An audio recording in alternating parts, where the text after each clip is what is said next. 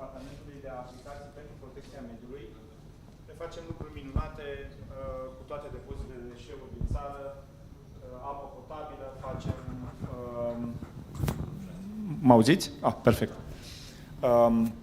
Tratăm apa reziduală, monitorizăm calitatea aerului și avem tot felul de proiecte industriale complexe pentru municipalități, pentru clienți privați.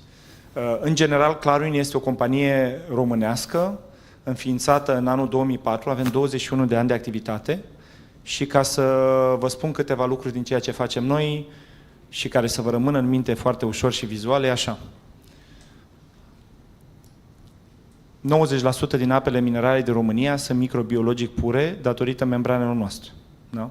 Avem cele mai bune ape minerale din lume și ele sunt bune și în momentul când le bezi din sticlă, mai ales dacă le bezi din sticlă, pentru că noi avem grijă să le păstrăm mineralele și să scoatem tot ce ar putea să strice apa din punct de vedere microbiologic, le păstrăm în membrane și facem apa să fie foarte curată în sticlele în care dumneavoastră le cumpărați din magazine. Peste 90% din lichidele farmaceutice, da, care sunt în fiole, în seringi preumplute, sunt trecute prin tehnologiile noastre, vorbind de cele din România.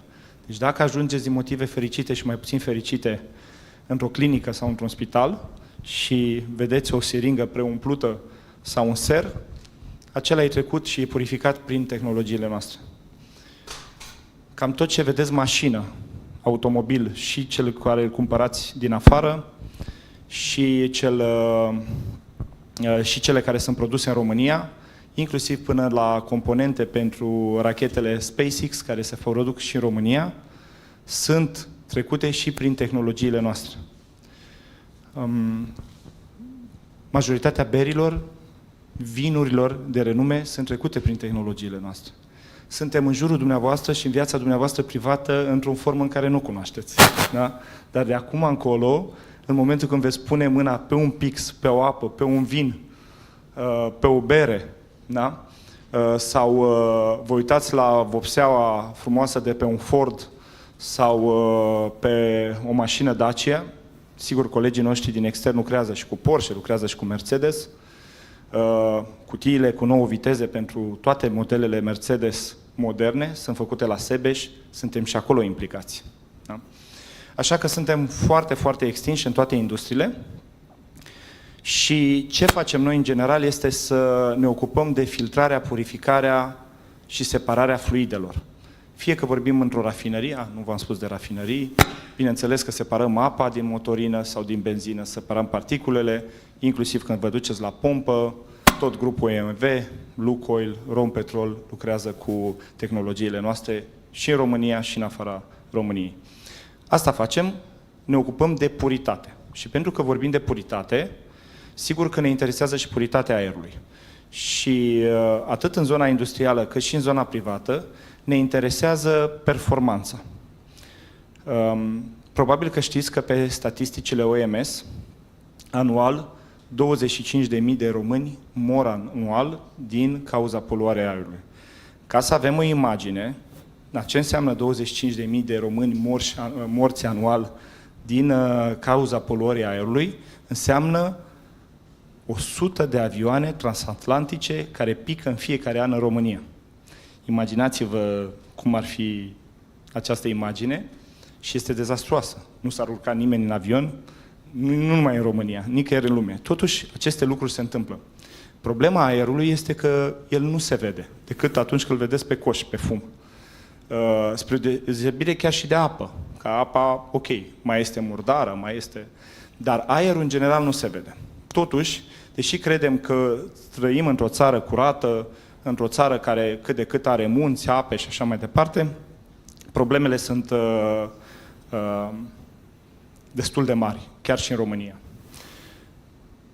Fiind absolvent de Politehnică, chimie industrială, sigur că mă mândresc cu faptul că suntem aici astăzi.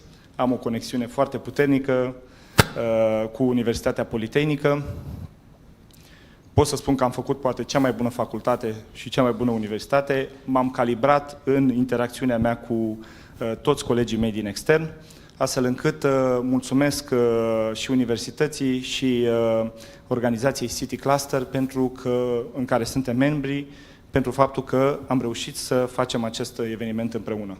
A fost puțin în scurt timp și mulțumim tuturor celor dintre dumneavoastră care și-au făcut timp în scurt timp să vină aici, să fie alături de noi, pentru că și dacă era doar unul dintre dumneavoastră, era foarte important pentru noi, pentru că acel unul, practic, povestește mai departe, duce mesajul mai departe și întotdeauna când vorbim de tehnologie și vorbim și de calitate și de performanță, cred că nu este un loc mai bun decât Universitatea Politehnică în care să vorbim de aceste lucruri, să le promovăm, pentru că asta este și misiunea universității.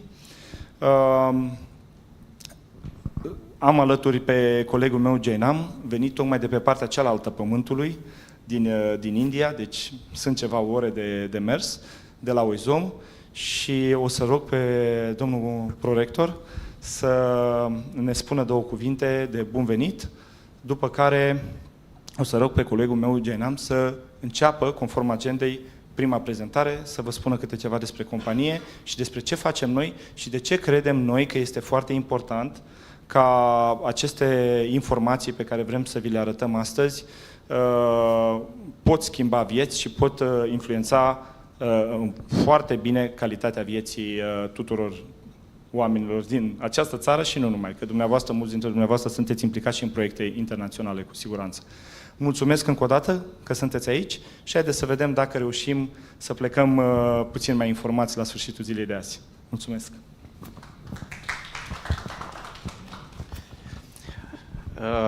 Vă mulțumesc frumos pentru inițiativă. E o inițiativă extrem de bună pentru Politehnica București și chiar mă bucur că sunteți absolvent, pentru că sunteți alături de noi. Probabil și din acest motiv ați venit alături de noi.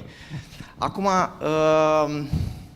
mă bucur mult să avem o companie precum Clarwin, practic, în clusterul acesta, în City Cluster, pentru că sunt convins că un astfel de partener va deschide căi pentru noi inițiative, mai ales în zona de cercetare-inovare. Și mă bucur mult să văd în sală alături de noi foarte mulți colegi care probabil sunt extrem de interesați cumva exact de rezultate, precum v-a și spus anterior domnul director, date legate de calitatea aerului, date legate de capacitatea, solului, de exemplu, sau diverse aspecte care țin de senzori. Nevoia senzorilor este una reală. Și avem alături de noi atât reprezentanți din partea facultății de automatică, din partea facultății de energetică, grupul foarte puternic în zona de SDG, zona facultății de ISB, de sol, de biologie în general, care sunt grupurile acestea sunt extrem de interesate și dau doar câteva exemple de astfel de rezultate, de senzorii pe care dumneavoastră i-ați putea aduce alături de noi. Și doar așa ca să dau o primă notă în direcția aceasta, scuze că dau puțin din casă acum, dar primul senzor este deja montat în curtea Politehnicii, probabil că ar trebui să vă las pe dumneavoastră să spuneți, dar sunt extrem de fericit cu acest rezultat. Zilele trecute chiar am început să le arăt colegilor. Efectiv, m-am entuziasmat așa de tare încât m-am apucat să le arăt colegilor. În acest moment, inclusiv domnul rector, și cere scuze că n-a putut dânsul personal să participe, se uită la datele senzorilor dumneavoastră, toți colegii de la cabinet se uită, toată lumea era extrem de interesată. Și cum arată aerul, calitatea aerului în zona noastră? Pentru că toți trăim aici, toți ne ducem cumva majoritatea orelor de-a lungul zilei în acest spațiu. Și pot să vă spun, aerul este extrem de bun. Culmea, da? Deci am fost întrebat, e chiar reală citirea acelor date? Da, pentru că în spate este într-adevăr o companie serioasă, având foarte multă experiență în zona aceasta. Pentru că pare ciudat să ai o asemenea calitate, dar într-adevăr avem un campus verde și probabil că așa se explică. Și poate în viitor o să vedem și zonele din jurul campusului cât de verde arată. Poate că, eu sper că tot la fel de verde, precum aerul de aici. Și mai mult decât atât, deja știu că avem colegi care au început integrarea datelor dumneavoastră, poate chiar începem să colaborăm mai îndeaproape în diverse aspecte, Digital Twin, de exemplu, poate în viitor încercăm chiar proiecte depuse în colaborare împreună și văd foarte mulți colegi care deja aprobă, pentru că asta trebuie să se întâmple, evident. Trebuie să avem o relație în zona aceasta win-win, atât dumneavoastră să puteți beneficia de expertiza în zona de cercetare, cât și noi. De multe ori avem nevoie de parteneri, precum sunteți dumneavoastră, parteneri serioși de încredere, pentru a putea accede cu succes la finanțarea națională și mai ales la cea europeană.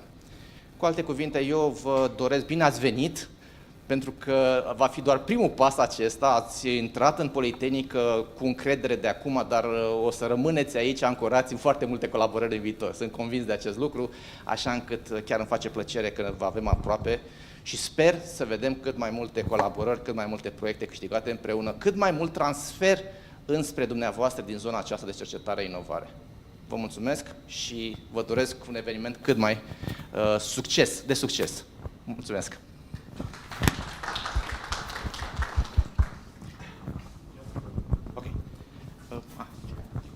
Should I?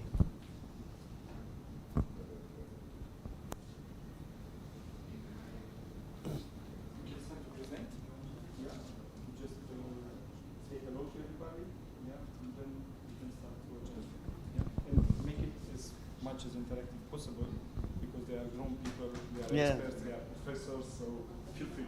Perfect, thank you. Good morning, everyone.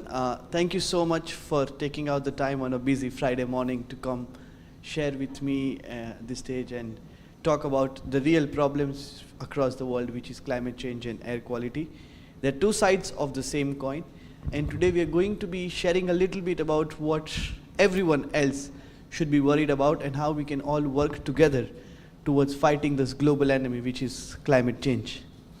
I've spent the last 1 week in Romania, and there is one very interesting thing that I learned, which I don't agree 100% with, but it is Sia se nu știm, nu ne omoară. I don't know if I said it correctly, but you know, what we don't know, it doesn't bother us. But this is something that I think it's very important for us to know about, to be worried about, because its impacts has been creating ripples all across the world.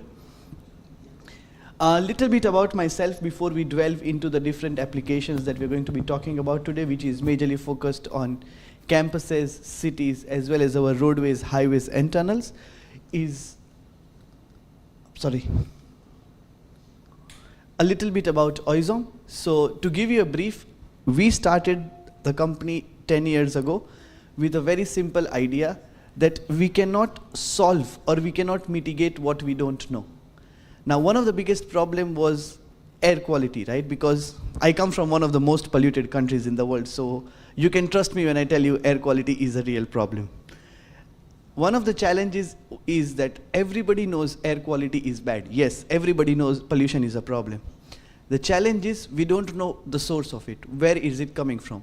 Now, if you don't know where the problem is coming from, how are you going to take steps to control it, to solve it? And this is what motivated us to start Oizom, where we could offer scalable environmental monitoring solutions for everyone, industries, authorities, and communities. We've developed a sensor-based hardware that can give you the data in real time, and an environmental intelligence platform that helps you take decisions based on that data. Because everybody says data is the new oil. Yes, agreed. But with so much data out there, we are now in a decision paralysis. Nobody wants to look at thousands of Excel sheets with millions of data points. You want that Excel sheet, that CSV file to make sense for you. And that is where we come into the picture. So through our extensive monitoring technologies, we can monitor dust particles in the atmosphere, all the polluting gases, odorful and toxic gases, a lot of metrology parameters which are very highly linked with your air quality, as well as ambient parameters. Currently, after 10 years, we operate across 80 countries in the world. Oizom has been able to have the privilege to deploy its monitoring solutions for more than 90 smart cities across the world. with more than 4,000 installations, we today monitor the environmental health of more than 250 million people worldwide. Now, why is this problem real? Just to reiterate why this is such a big problem. More than 8 million people each year die due to air pollution. Air pollution is the 5th largest killer. It kills more people than HIV, TB, and malaria combined. 99% of us live in poor air quality. Surprisingly enough, exactly a week ago, I was doing a similar workshop with students here in Romania, in Bucharest. And you know, they're like, we don't feel it because we don't feel the air quality is bad. Now, one of the reasons why we don't feel air quality is really bad, a big advantage of that is your climate. You have really cool temperate climates, so you don't really feel it because the breeze feels nice, the air is nice, you know, when the wind blows. But that air is filled with PM 2.5, PM10. Unfortunately, Bucharest tops the top 5 most polluted cities in Europe. So it may look very nice, but it's not the best. And of course, there are hundreds of reasons around it, but if we get to the roots of the problem, we can find ways to mitigate it, but also ways to control what's already happening. And without getting the right data point, you would not be able to take actions. There will be a lot of decisions that will be made, but it doesn't really follow the right method if it doesn't work. I'll give you a very simple example. For example, New Delhi, I'm sure all of you have heard about its pollution levels. The government tried to implement a policy where on odd numbered days, they would have odd number plate cars going in the streets, and then on even days, even. It didn't solve the problem, because if you don't get to the psyche of the people, what did people start doing? They bought 2 cars. In fact, it added to the problem rather than solving it. And that is why it's very important that we start by getting to the roots of the problem, by getting it at a psychological level that yes, I need to be an ambassador, I need to do this. It's the same theory not just for air quality but environment in general, the same idea of plastic straws. What will one straw do? Will my one straw kill the turtles? Yes, actually yes, because it's always one straw that's killing a turtle. So the change has to be at an individual level. Of course, the authorities, industries, and communities are going to come, but it has to start at an individual level.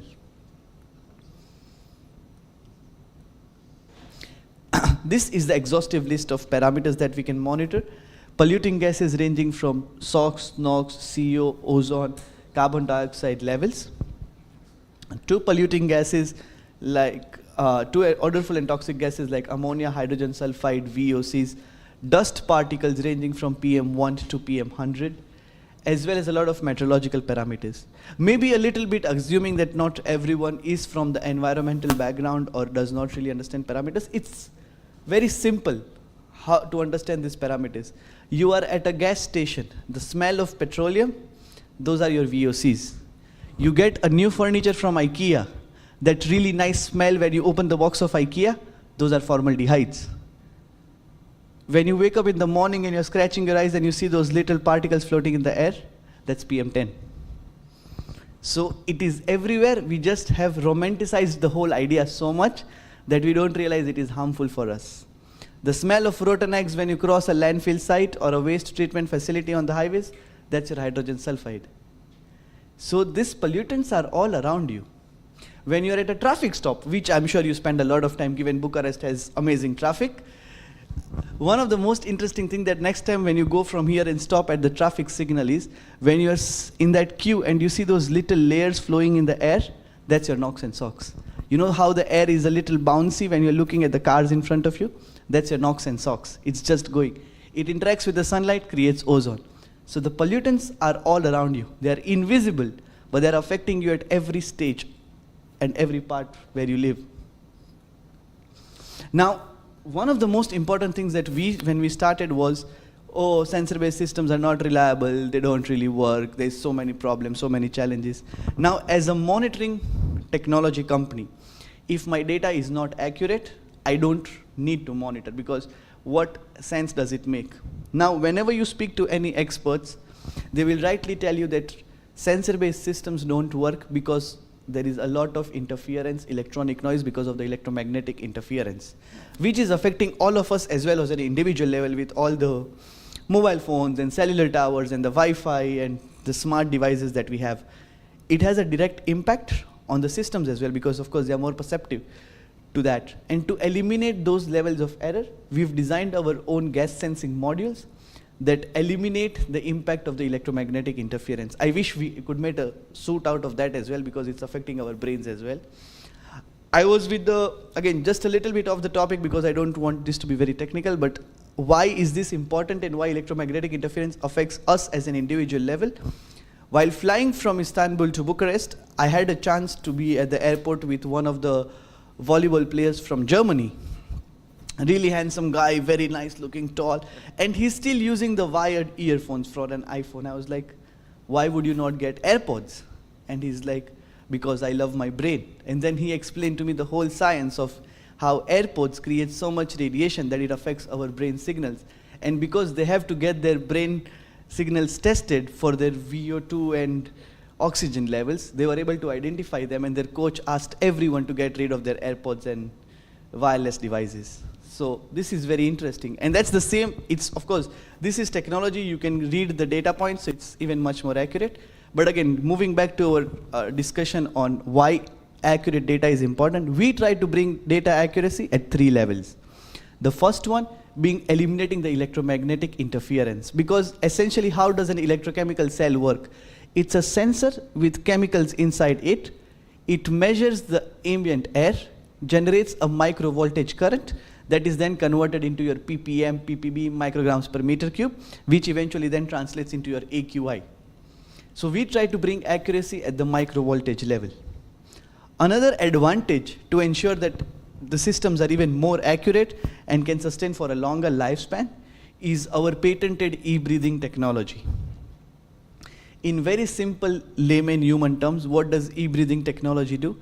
It's the biomimicry of the human lung function. We take a fixed sample of air, it passes through a gas chamber, and then the air is exerted out. So external factors like temperature, humidity, wind speed, wind direction don't affect the quality of the data, giving you a much higher and much more accurate data.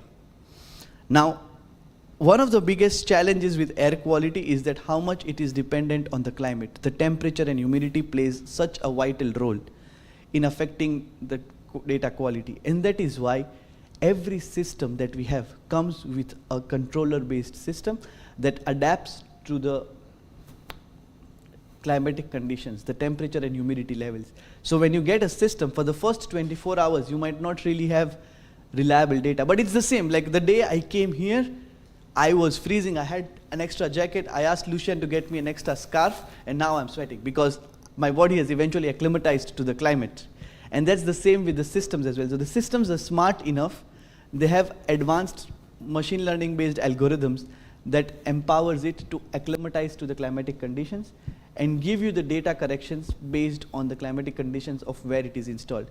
And our systems have sustained extreme temperatures from as low as -40 degrees in northern Canada to the scorching heat in the middle of the desert in Saudi Arabia with +60 degrees, tried and tested.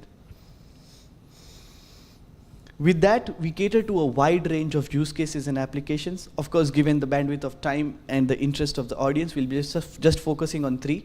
But on a wider umbrella, Oizom focuses on 3 major aspects. One, which is the urban infrastructure, where we do a lot of work with smart cities, campuses, universities, construction activities, roadways, highways, tunnels, etc. For odor, which is something that you feel, you know, the bad smell, the foul smell. We work a lot with wastewater treatment plant, landfill sites, industrial waste, livestock, poultry. If you would just smell where your chicken is processed, you would probably turn a vegetarian like me. Anyway. And of course, the biggest pollutants are always the industries. So we work also quite extensively with mining operations, occupational health and safety, employee health and safety applications as well. So this is the commercial part of it. But again, as I said, the idea is to bring the change at the grassroots level. And that is why we have something called the Oizom initiatives, which is where we partner and collaborate with universities, research institutes, validation studies all across the world, empower the next generation to take care about climate change, to be worried about it. Because I remember a few years ago, I heard this, and if I remember correctly, it was Michelle Obama who said this, that we are the, I think she quoted it from someone, but I heard it from Michelle Obama. She said this very nicely: we are the first generation to feel the impact of climate change, and we are the last ones who can do anything about it. So we really have to be on our toes. It's already late. So that's why we work a lot with universities, and we recommend it to everyone as well, that we have several universities that we've partnered with all across the globe for very interesting studies. So if that's something of interest, we'll also be more than happy to collaborate. We'll speak about that in depth when we move to the Smart Campus part. So this is the range of products that we have. What you see here, these ones are our multi-parametric stationary monitoring stations. They have the capabilities to monitor dust particles ranging from 1 micron to 100 microns.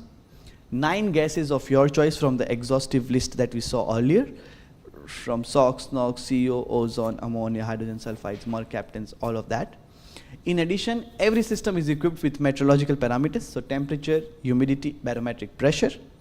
But you also have the capabilities to integrate external meteorology or ambient environmental sensors. So wind speed, wind direction, rainfall, snow depth, vibration, luminosity, or even noise levels, which is again a big challenge in cities, especially around the downtown area where there are clubs and pubs and everything.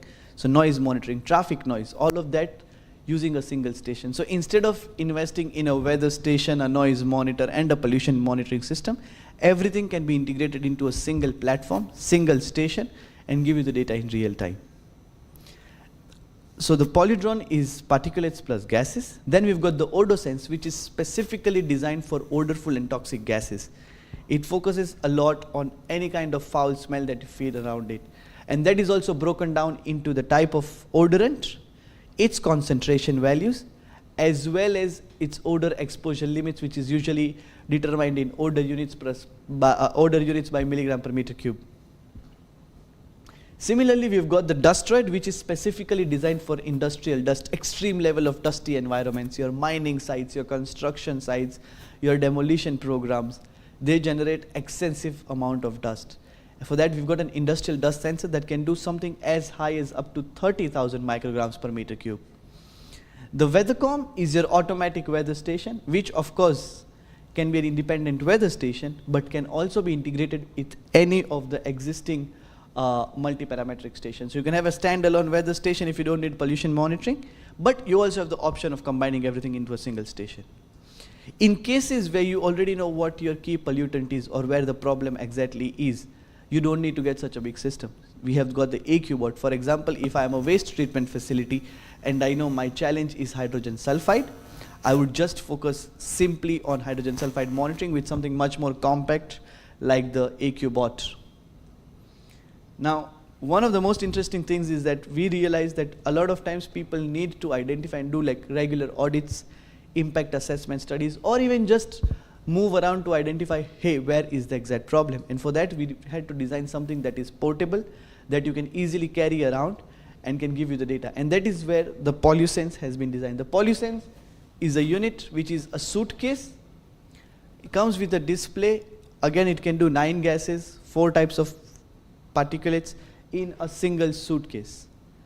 This has been designed for portable on-the-go monitoring. So if you want to leave it at some place for 4 hours, 8 hours, 2 days, 5 days, and then move it to another location, you can do it very conveniently.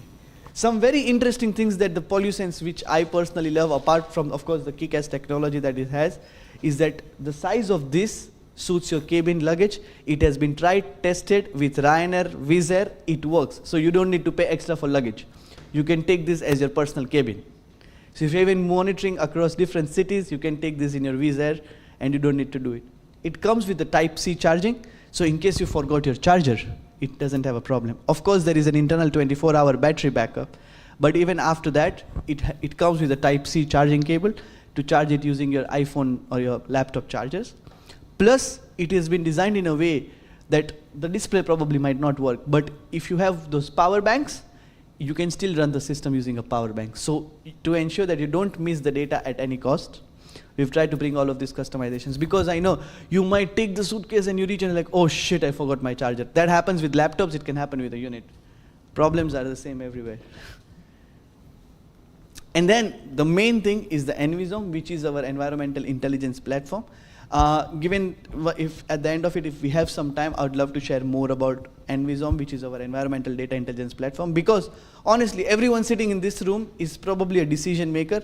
So the units will be installed by a skylift somewhere in the middle of nowhere, but what you need is, how do I comprehend the data? How do I see the data? How do I take decisions based on the data? And that is where the Envisome platform comes into the picture. So let's talk about where we stand today. Campuses and universities. Why is it so essential? Why do these universities play such an important role for campus monitoring? Why should they do it? And how can we add value here?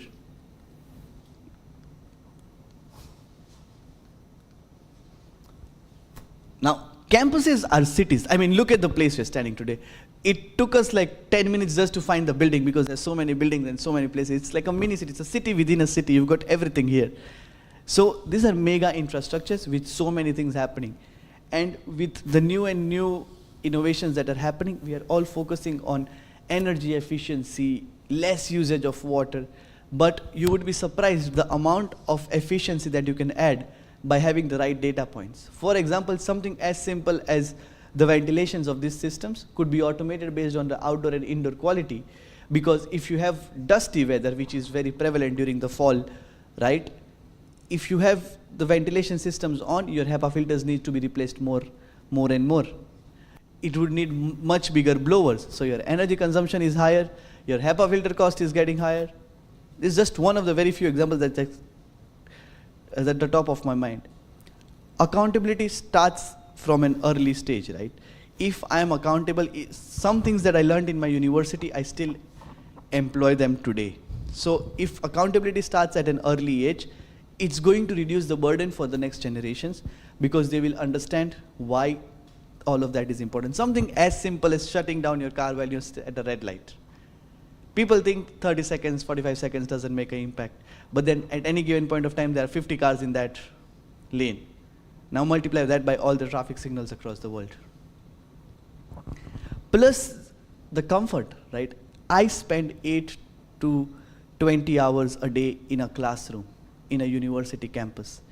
If I do not have the comfort, if I'm slightly irritated, my learning skill reduces exponentially. And that affects, of course, everything that goes forward, the whole purpose of being in a university.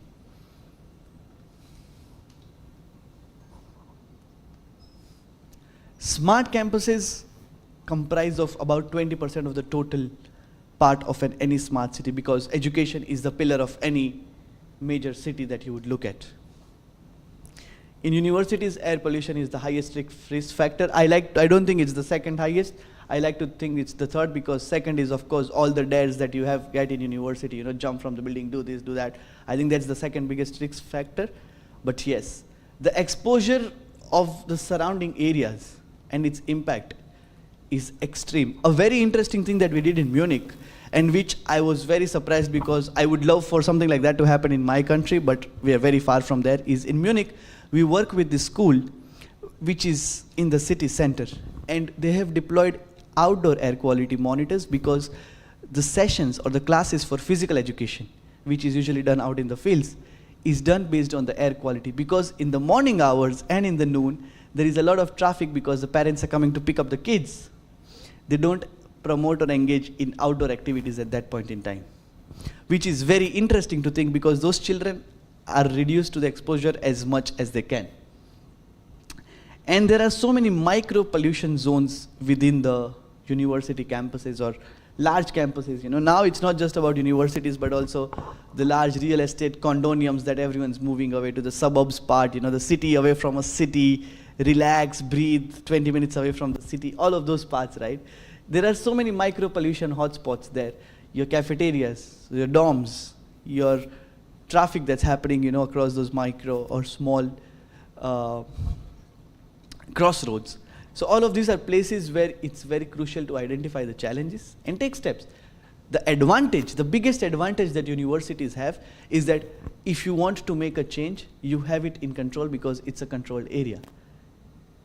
For cities, of course, there's going to be 100 things, regulations, this, that. But for my campus, if I want to ensure that in every classroom, every 75 minutes, one window should be opened so that there is no irritation or nausea because of CO2 levels in the classroom, I could do that. But in a city level, probably a little bit more difficult. So with something that's in your control, you could do much bigger changes.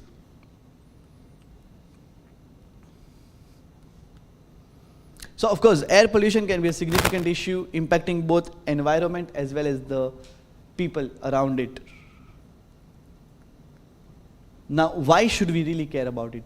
Cleaner campus leads to healthier and more productive student and staff, right? Because if I'm, like, I don't want in a classroom the problem to be, I'm feeling too hot, too cold, the CO2 levels are high and I don't feel very good, or if I go out, I'm like, oh my God, this is so much noise. That's not what I want in my university campus. I want a place where my only focus, my mind is just focused on one thing, and that's learning. European Union has very strict guidelines under the United Nations Sustainable Development Goals of climate actions, where it starts a change from university campuses. A lot of campuses have actually been working very actively to attain the gold standards for this, including some of the ones that I know because we worked very closely with them is Politecnica de Milan. They've been working very extensively with to promote the climate action goals of United Nations, which is air, water, and energy efficiency. Another one is the Riga Technical University in Latvia. They've been also doing some tremendous work towards supporting the United Nations Sustainable Development Goals. The Wuppertal University in Germany has also done some tremendous improvements. In Spain, I think most of the universities, because now it's a part of the regulation, are doing it. Some of the ones that we've had a very good chance to interact and do this is with the Bilbao University in Bilbao, the Granada University in Granada, which is a city of its own, because I think everybody who works in Granada either works for the university or is running like a supermarket, a shop where the university students can shop. With 10,000 students, I think they've just made like an internal city in Granada out of the University de Granada. Of course, sustainability ranking is something that's again very EU-centric, where EU has a lot of green benefits that you can claim as a part of the Horizon project, which is very interesting because until a few years ago it was just focused on cities, but now with the phase-wise development, it has started to break it down into even university campuses. So across a specific predefined area, you can contribute to the sustainability development goals, and of course the universities have a benefit that they get the green economy benefits, lower interest rates and all of that, but also overall increases the goodwill, because when you have a certified, it becomes an added feather to your university rankings, where this also plays a very important role. And the most important thing is universities, campuses are the place for learning. You use this data for all the benefits of the university, but also for the students. The amount of, with giving access to the students with all of this data, you will be surprised with the amount of innovations that come out of those young minds. And sometimes you just question yourself, is like, why do I not think in those directions? And that is why we actively promote, having the whole end-to-end cycle from monitoring to having meaningful insights out of it. Something as simple as, based on air quality data, you can trigger actions like, hey, it's a good time to go out for a jog, instead of just sitting there, go out for a jog. It's really good time to be out there. The weather is nice. So you can always integrate that. Plus, by showing them the air quality constantly, and instead of enforcing things, when you show them those suggestive actions, you show them the data, it's going to create a psyche. For example, I've been doing this for the past decade, and now every time I'm at a traffic stop and I see a lot of dust, I'm like, yeah, that's PM 2.5.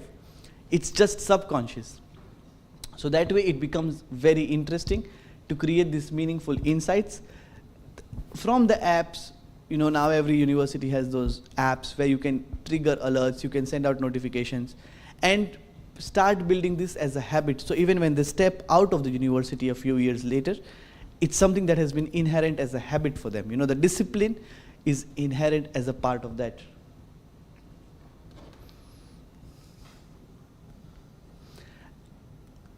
Yeah.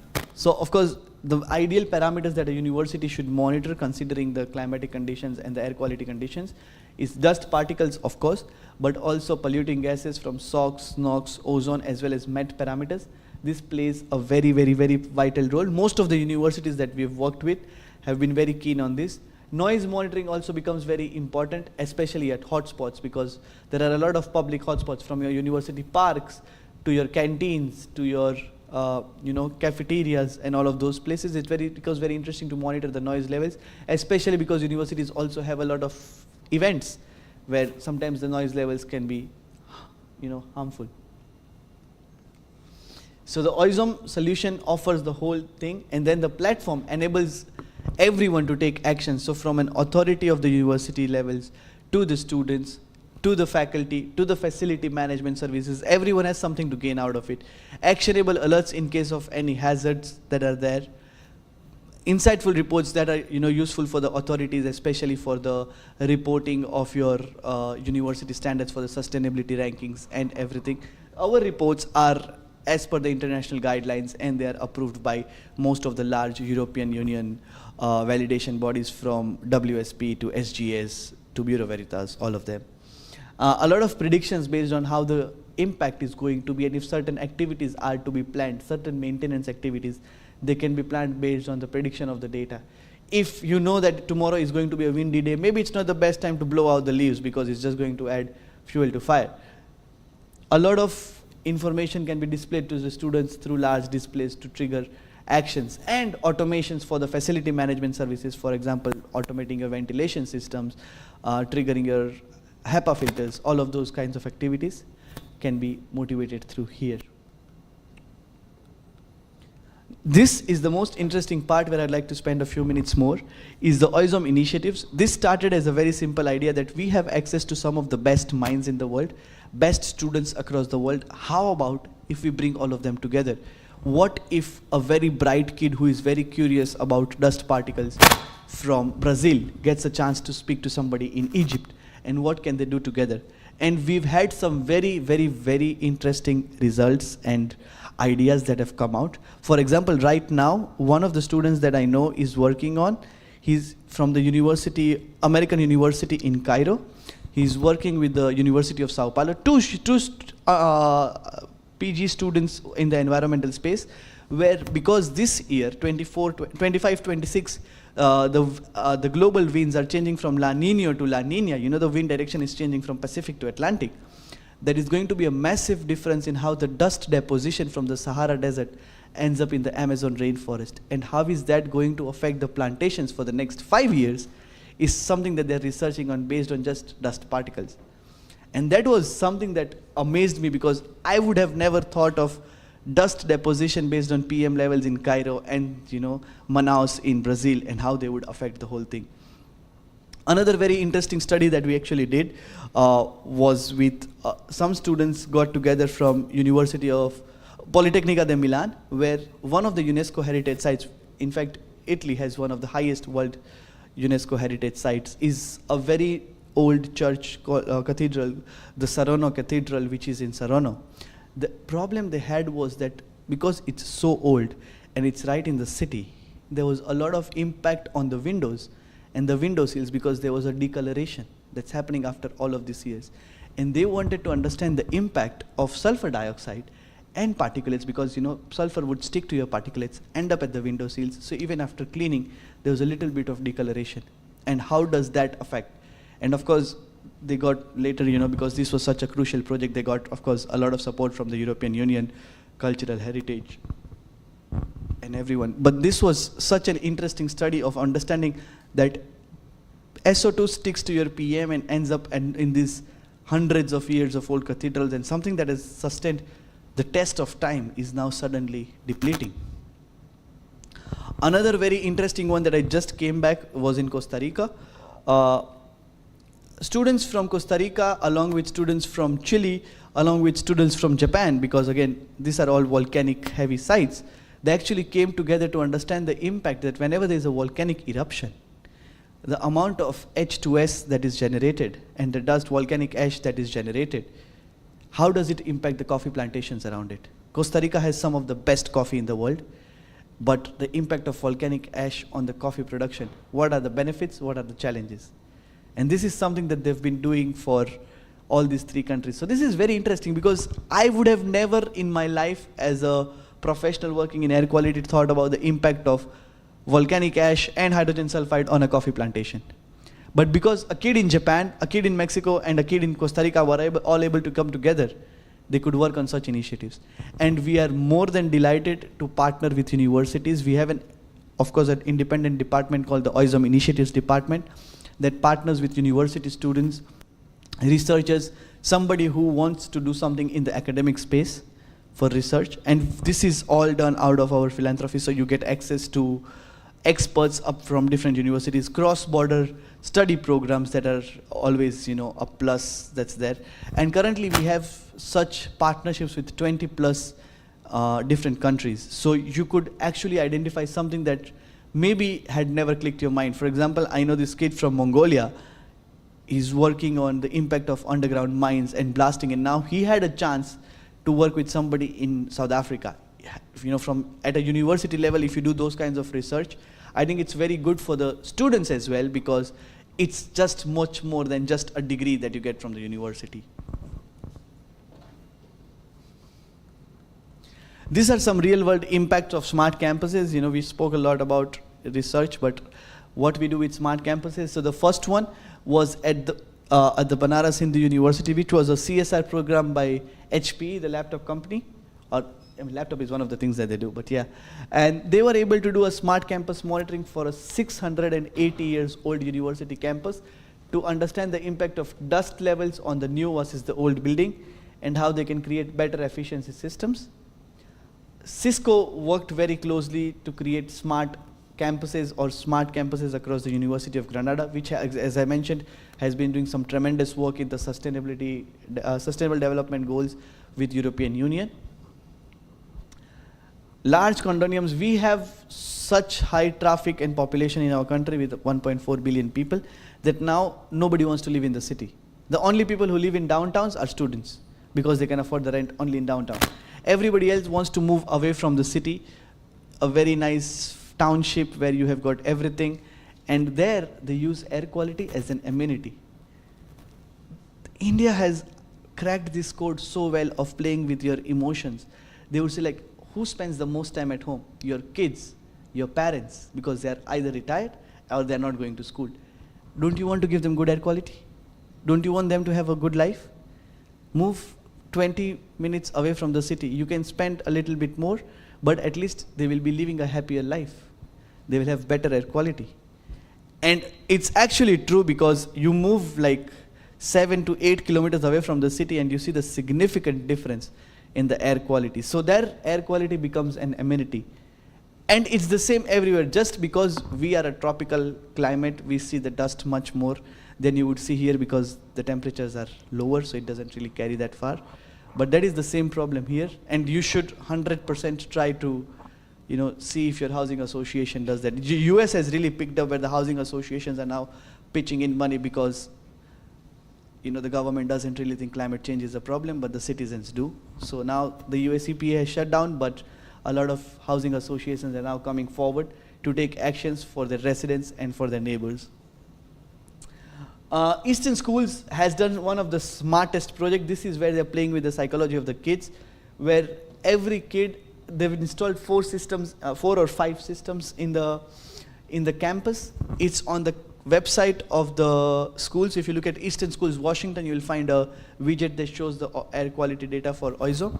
But what's really interesting is how they are asking these young kids, K-12 and below, about air quality. Like, did you check the air quality today? What should you be doing? Because they have a lot of problems, they had a lot of problems last winter with the forest fires up north. And they're like, where is your mask? I didn't wear it. Okay, did you see the data? Did you see the air quality?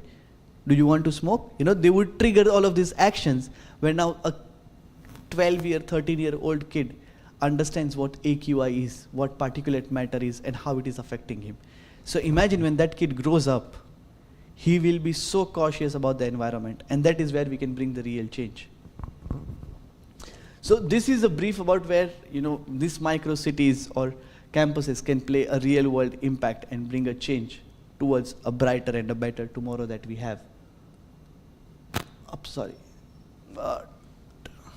So of course, the broader vision is let's open collaborations for academias, municipalities, and creating a change for tomorrow. There is a lot more to be done when you connect all of these systems together, as I mentioned, from a facility or a management energy efficiency point of view. And of course, as a larger offering, you are already in a city, which is a micro city within the larger city of Bucharest. So let's all come together to work on this. If there are any ideas, questions, something, I'll be happy to talk them before we speak on a little bit more on our actual cities where the problem gets 10x bigger and much more complex.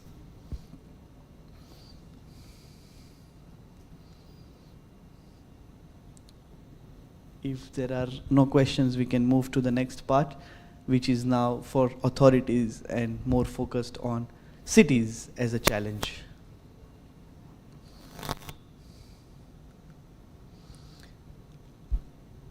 I think the biggest advantage that we can take out of this is how do you take actions for the greater tomorrow?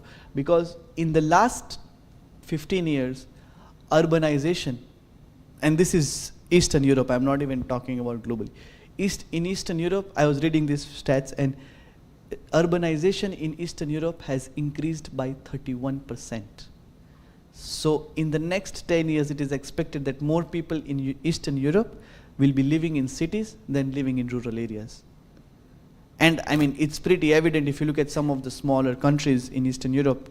The entire country has a population of 3 million, but the city has a population of 1.5 million. So it's already happening, and it's just happening with rapid industrialization, rapid urbanization. Everybody wants the city life, everybody wants the aesthetic life, until you become a millionaire and then you decide to move back to the small towns. That's the dream, right? Everybody has the same thing that, oh, I just want to make enough money that I can buy a cottage, in the suburbs and live a peaceful life there. But until then, everybody wants to be in the city, everybody wants to be connected. And it just adds so many challenges. Air quality plays a vital role at each and every part of the cities. With reliable data, the decision-making time reduces significantly. The impact that you can make on lives of an individual is significantly higher. 68% of the world lives in, or is expected to live in cities by 2050, which is not very far, the way how fast time is going. I mean, yesterday it was COVID, and today we are in 2026 already. We all live a polluted air. I mean, that's an established fact. People have just stopped worrying about it. It's become so normalized now that, we know all of us are in the 99% and above of polluted air. But especially with families coming up and, where we need more and more families, the impact of air quality on the newer generations that are yet to come and take over from us is really high. Pregnant women have extremely high problems when you talk about exposure to carbon monoxide and nitrogen dioxide levels, especially in the first and the second trimester of their pregnancy. So it's really crucial to take actions, not just for yourself, but also for your future.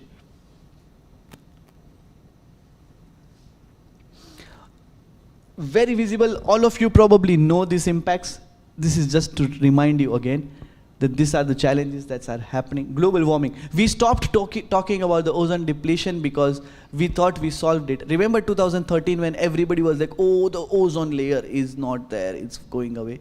You know why it stopped? Because of the extensive amount of policies that the European Union put on the industries. But nobody celebrated that, yes, we were able to repair the ozone layer. When it happened, I remember there were protests, save my industries and all of that. People were out on the streets.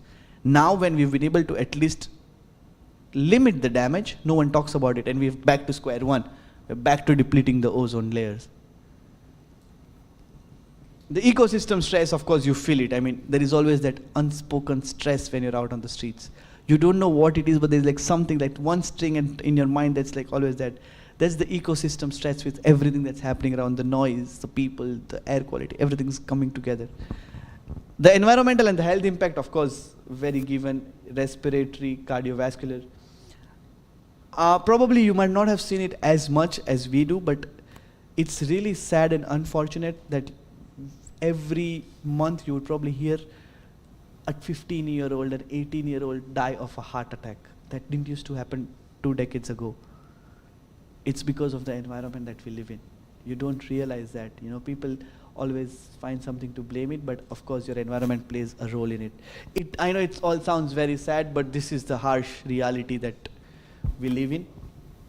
And from an economy point of view, the impact that it has on your tourism, on your industries, on your property prices is extreme.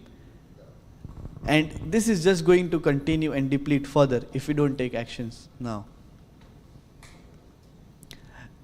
There is a very well-designed smart city framework for every city that wants to call itself a smart city, which focuses on 4 major pillars. The first one is the physical infrastructure, good roads, good connectivity, walkable cities, connected with public transport, energy, 24/7 water. That's your physical infrastructure. Then there is the social infrastructure, health, education, safety, cultural values of the city, which again, as Europe, we are very fortunate to still maintain that culture of it, right? So the second framework, then there is environment, which is climate change, pollution, disaster management, and city-specific problems. And the last is, of course, the overall governance, from your politics to your municipalities, operations, and of course, any city-specific political changes that are there. I just want to focus on one part of this, because that's what I know the most, which is environment. The climate change impacts on cities. The air pollution impacts on cities. Not just air pollution, but I think pollution in general, water, air, soil, all 3 of them.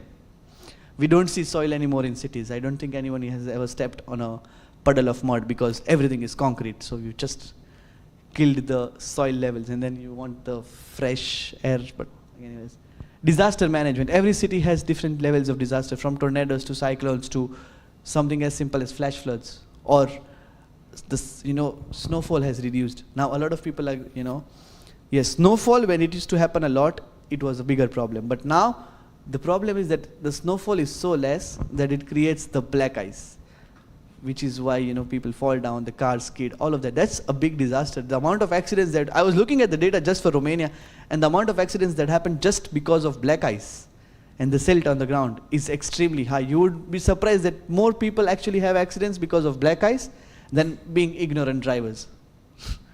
So these are problems that really needs to be focused upon. How do you have a smart and integrated planning? To make better policy and infrastructure level decisions, you would need data at the core of it. Efficient services, how do you deliver what you promised to the citizens for the welfare when you don't know where the challenge lies? And these are all of the places where you can do. But again, see, a city needs to make money out of it. A city cannot give you free services all the time. They need to find a business model.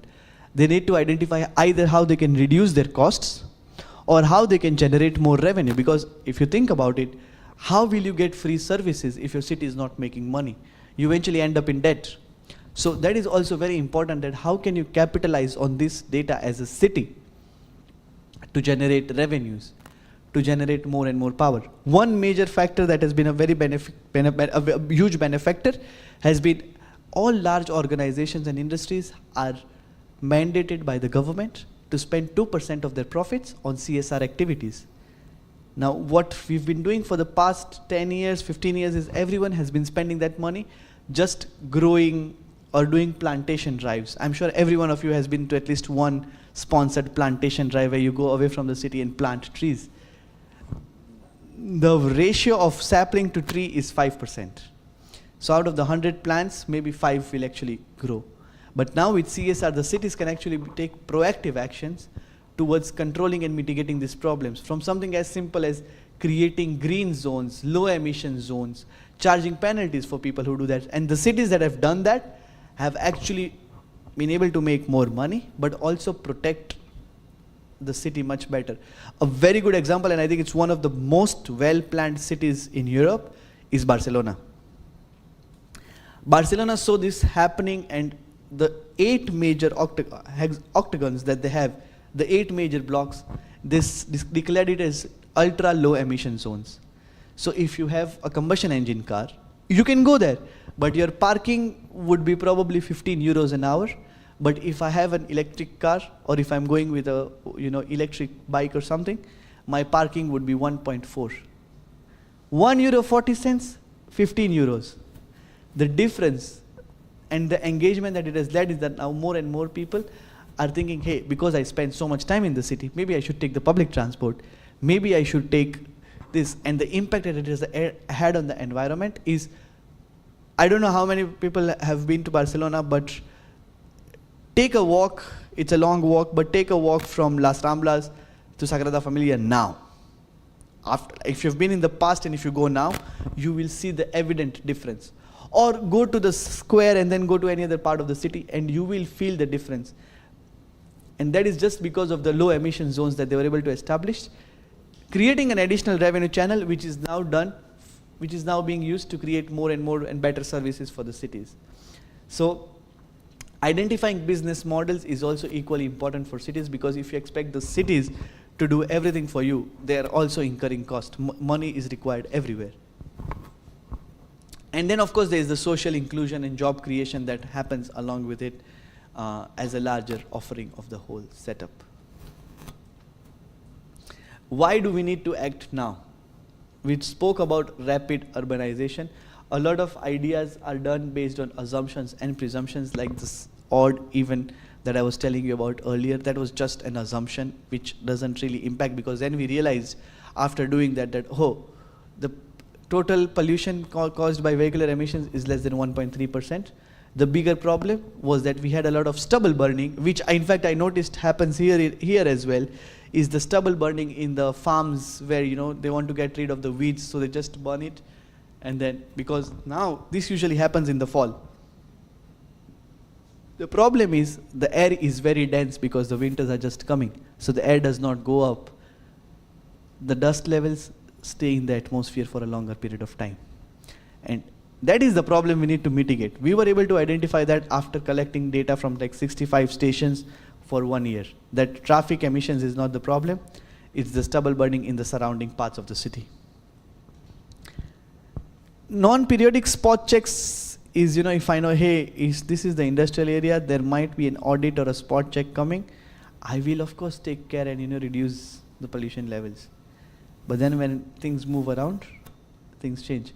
A very interesting thing about this, especially in Europe, is about the airports. Everybody thinks airports cause a lot more pollution, but to be very honest, the amount of pollution that airports cause is relatively much lesser than you would expect or you would think about. But the problem is, in Europe, all your airports are far, far, far away from the city. What is all around the airports? Industries. It's a haven for industries because I can easily just put the blame on the airport. And this is happening across so many airports because we work with some of the biggest airports in Europe, including London Heathrow. And that's the same problem everywhere, because Europe planned its airports in a different city and named it the capital. Like even Bucharest airport is not what you would call very close.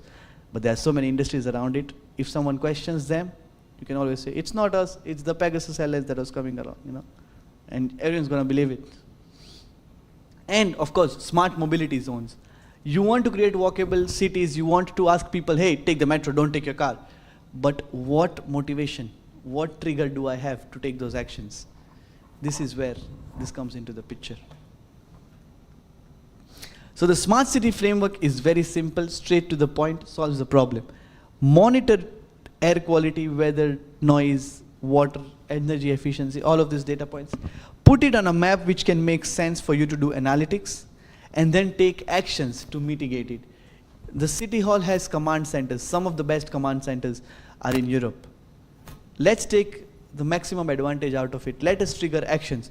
There is this, again, I keep on going back and back to Spain because there's so many things happening there. There is this very small town, I don't remember the name of it, I can't pronounce it right, I'm sorry. They were able to penalize the clubs and pubs who broke the 90 decibel noise levels after 10 p.m. because they have a rule that after 10 p.m. you cannot have loud noises on the streets. But because clubs are very noisy, they've installed noise monitors outside each and every club. So now, if you breach, you get a penalty. Again, a revenue source for the city, better sleep for people who live in the city, and of course everyone follows the rules and regulations. So many simple ideas of mitigations can be implemented. And as change makers, I think these are all just some of the interesting points that we can think about, because once you go back, once you have data, once you see things that make sense to you, you'll probably have 100 more ideas. This is any city in the world. These are all the sources of pollution. I'm just going to take like a 30-second pause for you to look around and see, this is your city, this is my city, this is every city in the world.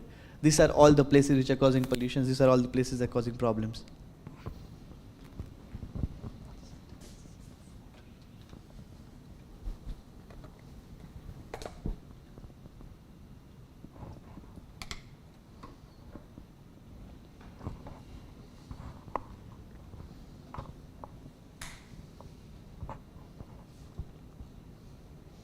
So next time if you feel that pollution is not a problem, you can see these are all the places that can cause pollution.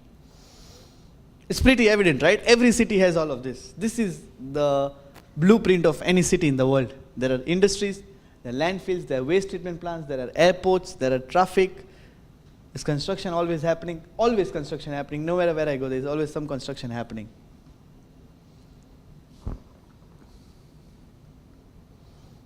We've already spoken about the program. I just tried to put this so in case someone new joins in, we could have this, but we've already spoken about this. Some very interesting things that you might see have changed is this here. As you can see, in cities you can generate heat maps, identify hotspots, and take much more better actions. From data to decision making, the 360 cycle. Because yes, pollution is a problem, but what do I do about it? If you can't close the loop, it doesn't solve the problem. For example, one very interesting thing that we try to do with the whole closed loop systems in the cities or everywhere is, okay, you've deployed systems across the city to identify what are the pollution sources. You identify that, hey, maybe the crossroad has a huge problem. Okay, who is responsible for crossroads emissions? Traffic. Okay, that should actually send out alerts, notifications, one, to the traffic department that they can plan the traffic regulations better. Second, it should go to the urban planning committee for what are the steps do we take to solve this problem. Should it be regulating the traffic lights? Should it be having an alternative diversion? Should it be maybe this place has a lot of congestion, not just from a traffic point of view, but also from an emissions point of view. Maybe we should build an overbridge there or have an underbridge there. So from policy to infrastructure level changes can be done by identifying the root causes and identifying the challenges of the problem. And then you can monitor again to see, hey, did I solve the problem? Or was it just, a big show? So you track the places by generating high resolution heat maps. You have to, see, it's impossible to have one station every 500 meters. It's practically impossible. But if you have the right set of stations across the city, through triangulation and advanced AI technologies, we can generate high resolution heat maps of up to 500 meters by 500 meters for cities. Trigger alerts for citizens and authorities. Identify patterns, what is it, how does it affect. For example, in my city we have installed 45 sensors, and based on that, if I show you the map right now, you could tell me, hey, this is the industrial area, this is where there is traffic, this is where people live. Because the hotspots, the data gives you all of that information. You see how it changes during, for example, very interesting thing is how school holidays have an impact on air pollution. It's really interesting. I had never thought about it. So whenever there are holidays, everybody plans their life around the school schedule. We have holidays in May and June during the summer holidays. And our pollution is the lowest at that time. Why? Because every parent takes holidays from office at that time. Everybody moves away from the city, and you can actually feel the difference. When you look at the historical data of the 3 months, there is a sudden dip after 7th of May, and then the sudden increase from 15th of June. So that's when we have the holidays. And 15th June, you see it climbs, and you can see that actual V during that time of the period. So such information, special information to plan better, to reduce traffic congestions, to ensure, if there's any major maintenance activity that needs to be done. Maybe it could be done based on these predictions and trends.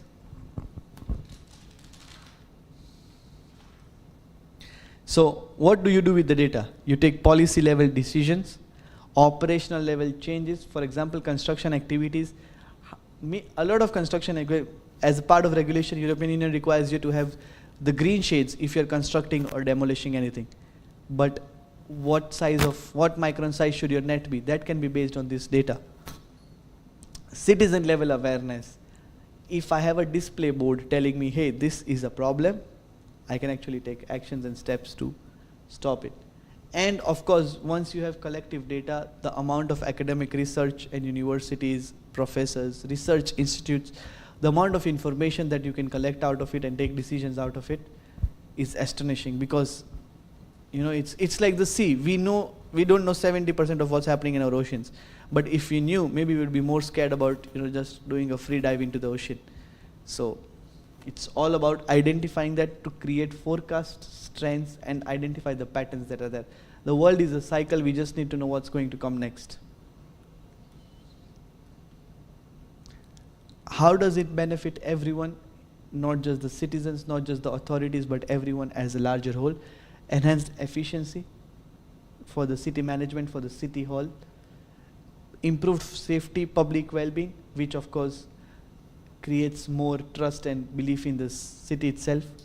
Decision making not based on assumptions but based on data. And of course engaging the citizens where everyone plays a role into solving this problem. I as a mayor would want to solve the problem, but I cannot do anything independently until my citizens do not support my vision. And how do I get them? I work with them not by penalizing them, not by punishing them, but by impacting their psychology, showing them the impact, as well as telling them that, hey, if you don't do this, of course, these are the challenges, but why am I asking you for that penalty? Because these are the impacts that it's going to create. So the idea is to create a collective effort where all of us can work together towards a healthier tomorrow. These are some of the smart cities that we have done. Of course, the Green UK project, where we do a lot of work in London, where we do multiple sites monitoring for construction, low emission zones, as well as critical industrial parts of the city. Galena Park is in south of Texas. One of the biggest oil refineries in the world are there, and they're using this data to alert their citizens when is it the best time to go out, because they have extremely high levels of pollution given the oil refineries in their surrounding. The home of the Taj Mahal, I love this because Taj Mahal is what people know India for. Out of the big country, we have 40 stations there, including 6 installed in the periphery of the Taj Mahal. And we've been able to identify how the Taj Mahal is turning yellow because of the sulfur dioxide, and now a lot of steps are being taken to reduce that impact as well. So this is one of the things that I feel I have made a change in preserving the history of my beautiful country. So it's not just about compliance and regulations, but it's beyond compliance towards creating conscious cities where every citizen is a stakeholder, where everyone has that right of ownership, accountability to create a better city in where they live at. And especially for Bucharest and Romania, I think you guys should 100% do it.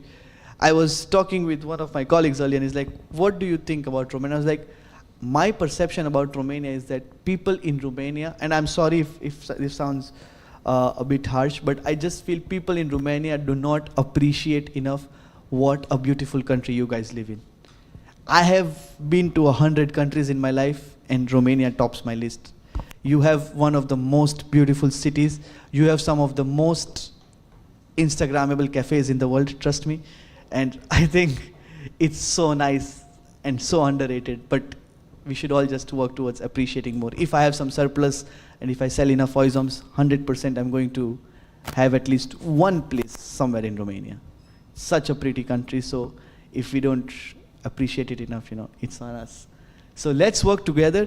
But again, back to policies, research, and how does the authorities benefit out of all of this is with the Horizon project, which has played such a pivotal role in preserving the climate of European Union. There are so many EU-funded projects for climate and neutral safety, including the C40 projects, which now this next year, 2026, is going to be focused on this belt of the whole thing. So I think this is a very good time where we start taking climate actions. I know a lot of cities have already started working for the Climate 40 projects, and I think this is going to be empowering more and more open data, inviting citizens, because The idea of the whole Climate 40 project is that it's not just by the authorities, but it's by the authorities for the citizens, where everyone becomes a stakeholder, creating open data dashboards, creating more awareness campaigns, creating more noise where people understand the impact of climate change. And I think it would be a wonderful thing if we can all work together towards preserving the beautiful country that we have. So thank you so much. Let's create smarter cities with cleaner air, walkable cities, and a beautiful future. I think we take a break now for coffee and networking. But of course, if there are questions, I would love to answer. Yes, please. I think there's a question from the back.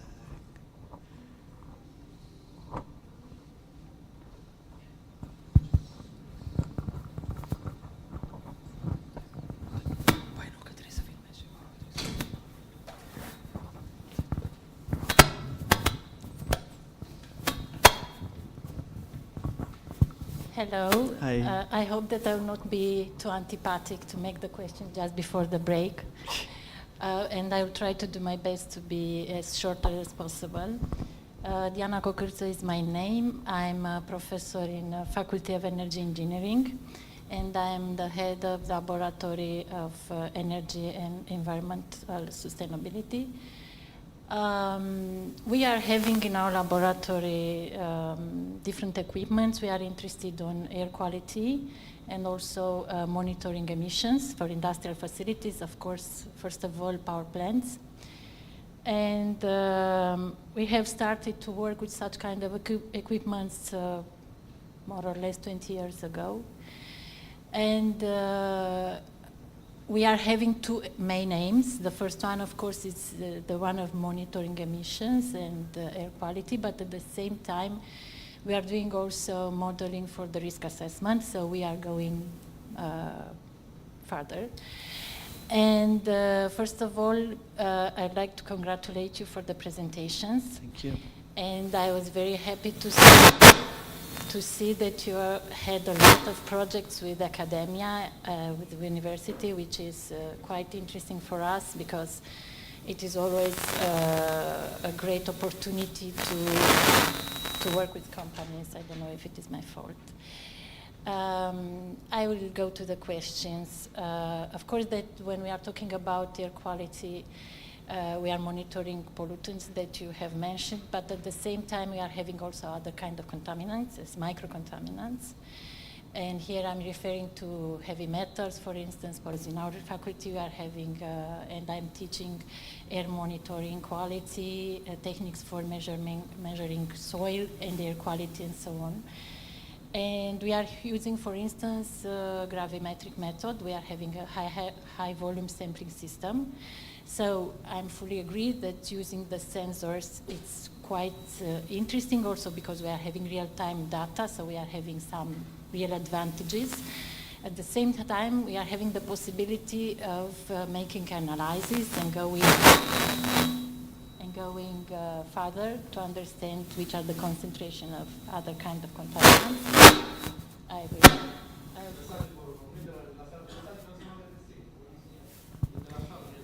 Okay, so my question was related, first of all, if you are having also the possibility of having information also about the other contaminants. Mm-hmm. Of course, that I'm already seeing something like trying to have both possibilities, which could be a mutual validation of what we're doing. I will respond to my colleague and I will say, yes, inside of the campus we are having a great air quality. We are doing measurements every semester with our students outside. But if we are going a little bit near the streets, the situation is changing. This was the first question related to microcontaminants. The second one, in Europe, we are spending more than 90% in indoor ambience. So for this reason, one of our interests is also indoor air quality. And I saw in the materials that maybe you are doing also this for the indoor environments. And if you are doing this, I'd like to ask also if you are having possibilities in monitoring airborne particles, and here I'm having in mind also the pandemic crisis and all the uncertainties that they were at the beginning. And the third and the last question is related to emissions. We are having an isogenetic sampling system. We already have made measurements in Rovinat power plant. And of course that this equipment, this system, it was bought more than 15 years ago. So our intention is also to make new proposals and to be able to acquire new equipment. Of course that I will have also other things to talk with you, but we will do it later. So thank you. So thank you so much for the questions, answering it in the same sequence. So of course our expertise lays in monitoring the polluting gases in the ambient atmosphere, whereas the technologies for for heavy metals, for example lead and all of that, is very critical. It's very different. However, what we've been able to achieve is our environmental intelligence platform is agnostic. What I mean to say by that is that it's not just dependent on the data that comes from our systems, but also integrates data from several other systems. So I would not ask you to, sabotage or keep away those existing stations that you have or systems that you have. In fact, the advantage is that you can still keep using those stations, integrate that data into our platform, and get a more holistic view of metals, pollutants, particles, everything in a single station. So that way we can integrate multiple stations, including the ones which are in very different technologies compared to just ours. In reference to indoor, of course, there is extremely high levels of indoor and outdoor air quality correlations, and we do have stations that can do indoor air quality monitoring as well. However, when you speak about airborne particles, those are less than 0.3 microns. Most of them, for example, COVID, the particles for corona, was less than 0.5 nanomicrons, not even just microns, but nanomicrons. So the whole measuring technology and the systems are extremely challenging, and not a typical sensor would not probably do it. It would still need lab analysis because of the size of the particles being extremely small. So that's something that we've not yet achieved. I hope, with the rapid changes and innovations happening across the world, we should hopefully have sensors that can also identify extremely small microparticles. Stack and emission monitoring data is, especially isokinetic samplers, work really well, because two reasons why you would need isokinetic samplers and not sensors there is because, one, the flow rate is extremely high in those places, something anywhere between 20 to 50 liters per minute, whereas in your ambient it's 325 milliliters per minute. And the second is the temperatures can go as high as 800 degrees Celsius, so your sensors would eventually dry out immediately if exposed to such extreme conditions. That being said, there are a lot of newer technologies in that space that are coming out with Peltier-based systems that can actually do that. However, as I said, that's not something we've also achieved yet. Our focus has been largely on the ambient atmosphere. But to empower industries for better decision making, what we've also been able to do is that even non-internet connected devices like your isokinetic samplers that are not connected in real time, we can integrate that data later on, through CSV files and upload it on a platform to generate a heat map for you as an industry that gives you data from your boiler room, data from your periphery, data from your large stack emission monitoring, and of course the annual governmental audits that happen. You can collect all of that data on a single platform and use it to create implementation and mitigation plans. Thank you. Do we have yes? You can use my. Thank you so much. Thank you. Okay, so I have one question actually. So you are correct. The idea for the future would be actually to monitor the quality of the environment you live in, and then to create awareness, to work together with the citizens and of course the academia together with the industry can do that. How can a university like ours actually be able to join the initiative that you've shown us, for example, the research academia initiative? I've seen many universities there. What are the conditions? How can we do it actually to join also as a partner, but also with our students? They have many ideas, good ideas, many often than usual. Actually, how they can improve the quality of life in a city like Bucharest, for example. So that's one. And second, how do you actually see a partnership for future projects? You also linked us to actual calls that are coming up in the near future. How do you see these partnerships? Thank you so much, and it's such a privilege, to have a chance for the university to participate and be interested in such initiatives. So we have a dedicated team called the OISOM Initiatives team that works through the whole thing. From a framework perspective, it's always about signing an MOU, but from a more on-ground or hands-on perspective, it's always we sign an MOU and then we sit with the students, identify what are their ideas, and then help. We've got a team of experts that help them refine their ideas into creating something much more concrete, which then eventually, because see, the students have to have a benefit out of it, which usually from an academia perspective is maybe work on a research or spend their time in something that leads to a white paper or a research paper or get published in some international journal that gives them that credibility. Plus, of course, adding the benefit for the students as well, which is very important, because otherwise it fades out. So it's very important for students to have that incentive where, they work on that research by collaborating with university, which is the academic partner, and then OISOM comes in as technology partner, where we collaborate together to work on ideas, something that they can really focus upon and work together. How can universities play a pivotal role of this is that the university can give, of course, access to students, support in the form of, we will give support in the form of technology and access to experts and everything. But of course, the university has to play a larger role of, everything from credits to, every university has different. Some universities give credits, some gives grants, some gives different incentives to the students. But the idea is that if the students are motivated enough to see a larger change happening, that is where this collaboration actually takes a success.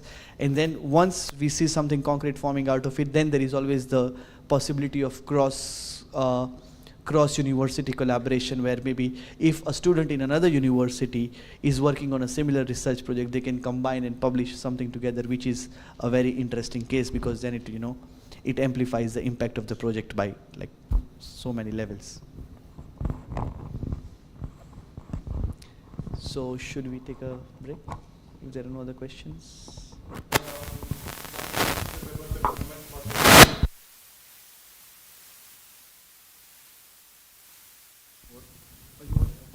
Mă auziți? O să luăm o mică pauză, avem niște cafea, apă și câteva snack-uri, să ne mai risim puțin la minte. Rugămintea mea ar fi să încercați să puneți întrebări, da? Să fiți dezvolți. Foarte important este de reținut un lucru. Până de curând, până acum 10 ani, în piața monitorizării de aer existau două borne, analizoarele, cele oficiale, care le folosește și APM-ul și instituții publice și sunt foarte scumpe, sunt sute și sute de mii de euro, și senzorii mici care sunt 200-300 de euro. Sigur, aceia sunt buni, sunt informativi, cei mici, analizoarele sunt oficiale, sunt tehnologii foarte scumpe și calibrările și întreținerea este foarte scumpă. Între nu prea era nimic. Aici a venit OISOM cu această dezvoltare de senzori care sunt calibrabili, sunt certificați și care ocupă acest spațiu între senzorii foarte ieftini și analizoarele foarte mari. De ce? Dacă Universitatea Politehnică, de exemplu, ar vrea să facă studii, ar vrea să arate un impact, să reducă poluarea, să se compare cu ceilalți, câte analizoare trebuie să pună pe toată suprafața respectivă? Este o investiție imensă. Da? Și aici este vorba despre posibilitatea de a face un impact real. OISOM are o deviză, se numește Air Quality for Everyone sau Air Pollution Control for Everyone. Și asta și-a propus prin misiune, practic, să facă posibilă monitorizarea calității aerului într-un mod permisibil. Da? Dar să se compare cu analizoarele oficiale. Și o să vedeți în studii pe care le facem, prin colocare, performanța senzorului OIZOM este la 90% și peste 90% comparativ cu analizoarele oficiale. Da? Și asta este fenomenal, pentru că îți dă posibilitatea să faci un impact, să iei decizii rapide. Un oraș, de exemplu, nu poate să-și facă control de trafic inteligent, punând la fiecare intersecție analizoare un container de 500.000 de euro. Nu există nici în orașele foarte bogate. Da? Ai nevoie de senzori pentru decizii. Dar dacă este vorba de un abator, de exemplu, de o stație de epurare, de o sau, eu știu, de o fabrică, da? Ea are nevoie sau un depozit de deșeuri, să-ți monteze câțiva senzori, dar nu senzori care să-i schimbe în fiecare lună sau în momentul când se decalibrează, pur și simplu să schimbe cu totul. Să aibă un procedeu de monitorizare a aerului cu trasabilitate, cu certificări, cu calibrare, să poată să stea la masă, la discuție cu autoritățile, să spună uite ce fac eu, uite cum fac, uite ce decizii iau și chiar să se simtă impactul deciziilor respective. Și după pauză o să vă rugăm să aveți răbdare, pentru că ceea ce nu am arătat până acum este performanța extraordinară pentru oricare dintre dumneavoastră în locurile de muncă pe care le aveți, cu platforma Envizom și ce date și cât de repede puteți să luați decizii folosind datele de la senzori. Deci până acum ați văzut partea de concept, ce facem în campusuri, ce facem în orașe și partea de hardware și cu ce dispozitive. Dar ce o să vedeți după pauză sunt două lucruri pe care vrem să vi le prezentăm. Unu, care este impactul calității aerului asupra accidentelor rutiere în orașe și în infrastructura rutieră din afara orașelor. Știți că suntem în topul Europei, din păcate, la accidente rutiere. Cred că nu este zi în care să nu deschideți știrile să vedeți un accident la Suceava sau Botoșani. Da? Se întâmplă quasi permanent. Dar, așa cum spunea și Jainam, ceea ce vrem să transmitem din studii, nu numai studiile din România, dar și studiile care am făcut la nivel internațional, este că factori precum calitatea aerului au mai mare impact decât skill-urile șoferilor. Și asta este ceea ce vrem să transmitem, să înțelegem că datele sunt accesibile, instrumentele sunt accesibile, putem să facem, nici nu costă enorm de scump și deciziile pot fi luate foarte rapid și impactul se poate transforma, impactul se poate vedea și impactul se poate simți foarte, foarte rapid. Iar al doilea lucru pe care vrem să-l prezentăm dincolo de siguranța rutieră, în orașe și în afara orașelor, este instrumentul Envizom, cum lucrează cu datele și mai ales ce este foarte frumos de acest instrument, faptul că poate integra orice infrastructură existentă.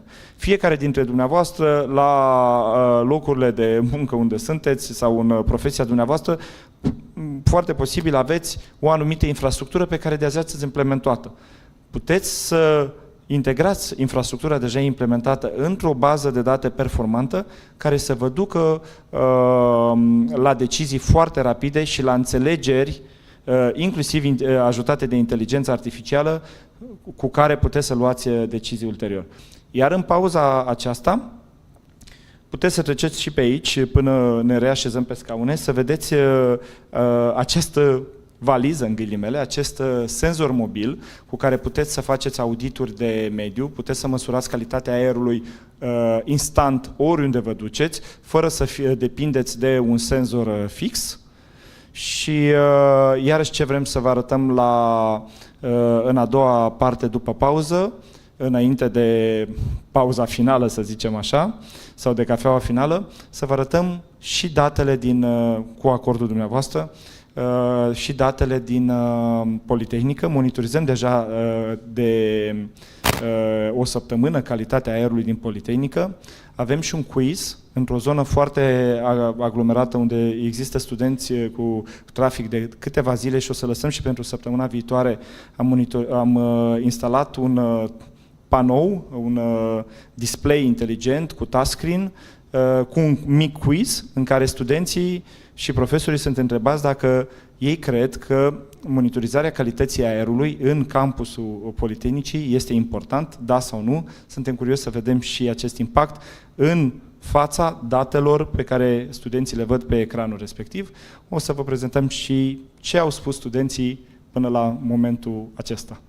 Mulțumesc pentru atenție, îmi doresc să puneți mai multe întrebări, să-l provocați pe Jainam, pentru că are ce să vă povestească și să învățăm puțin mai multe, să avem informații noi și după pauză. Mulțumesc pentru moment, haideți să bem o cafea împreună.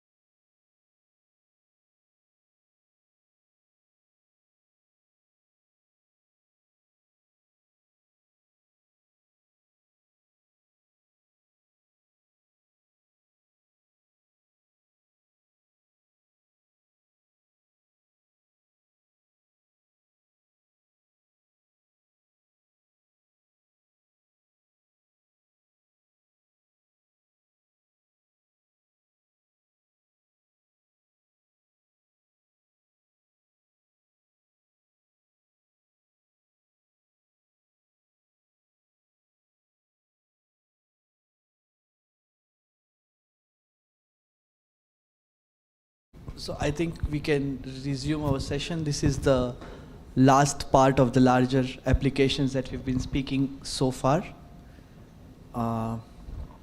So roadways and highways. Now this is an area which is largely ignored, but the impact that it creates or the hazards that it has is not just limited to compliance, but also human safety. And that is where especially roadways, highways and tunnels need extreme caution, and how can we integrate meteorology and weather data along with air quality for better decision making to create safer roads and our travel much safer than it is currently.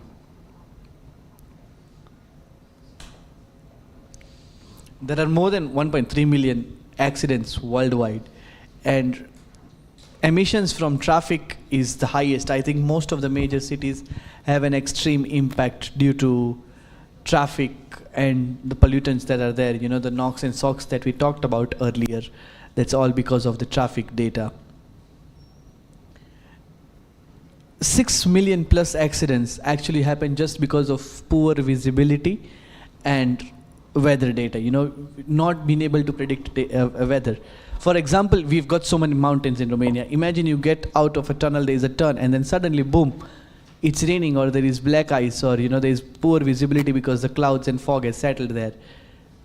And you cannot even brake immediately because it has rained. So, you know, if you brake, your car is going to skid, causing even more damage or potential accidents.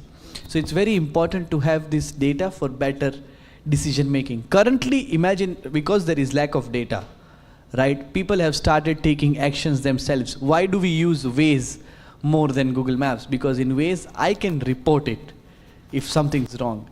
But that's still a caution, because one person is still going to maybe end up with a surprise which could be very disastrous.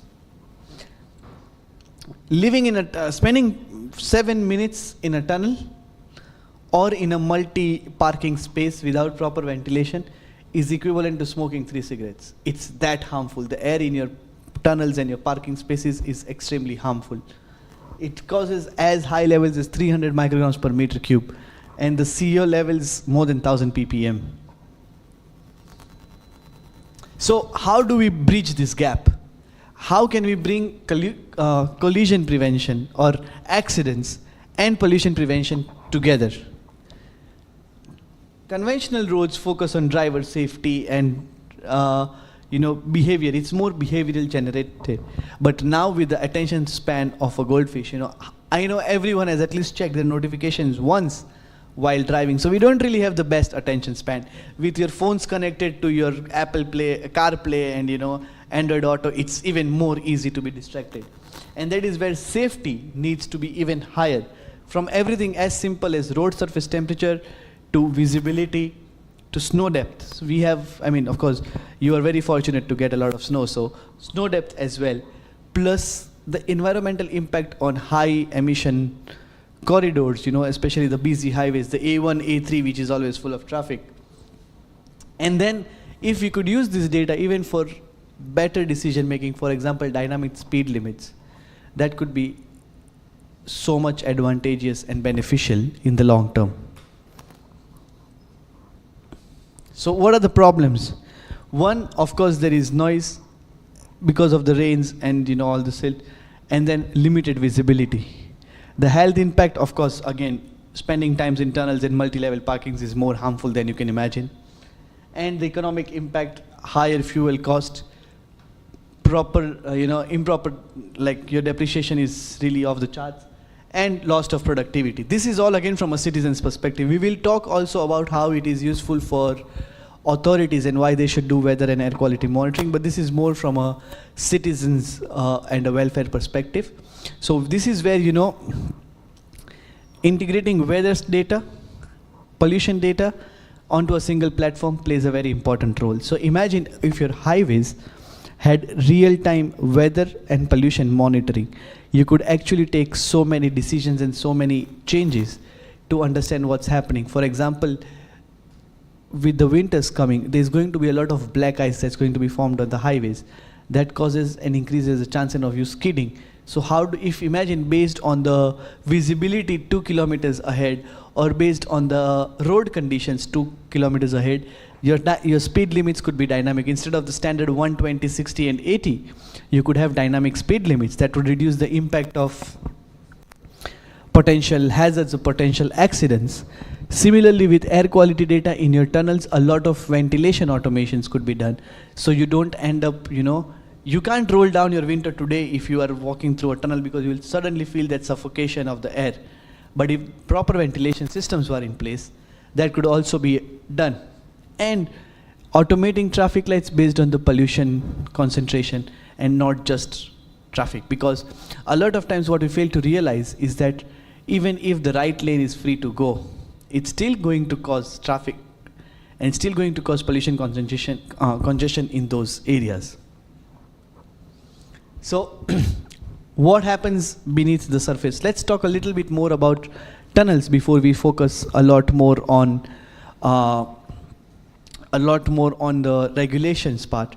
Tunnels are usually, the easy way out. It's very convenient to go from A to B because you skip the traffic, you're going straight in a tunnel, connecting places.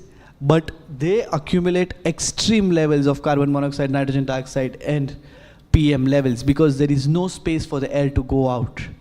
A very interesting thing, for example, not just from a air pollution point of view, but also from a compression point of view, is the English Channel actually had to add, the English Channel that connects France to the UK actually had to add 3 new ducts last year because of the dust deposition that was causing, of course, more friction for the trains that were moving from across the English Channel. I just read about it like yesterday, that they added 3 new ducts because the compression air was slowing down the speed of the train, causing more energy consumption, plus, of course, the pollution across the English Channel. So that is something very interesting thing that they were able to do.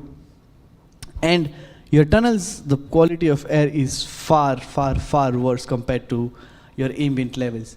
And there are, of course, so many controls and mitigation things that are in place. There are the dust collectors, there are the ventilation fans, there are the scrubbers that are installed in all tunnels. But right now, they are all very periodic.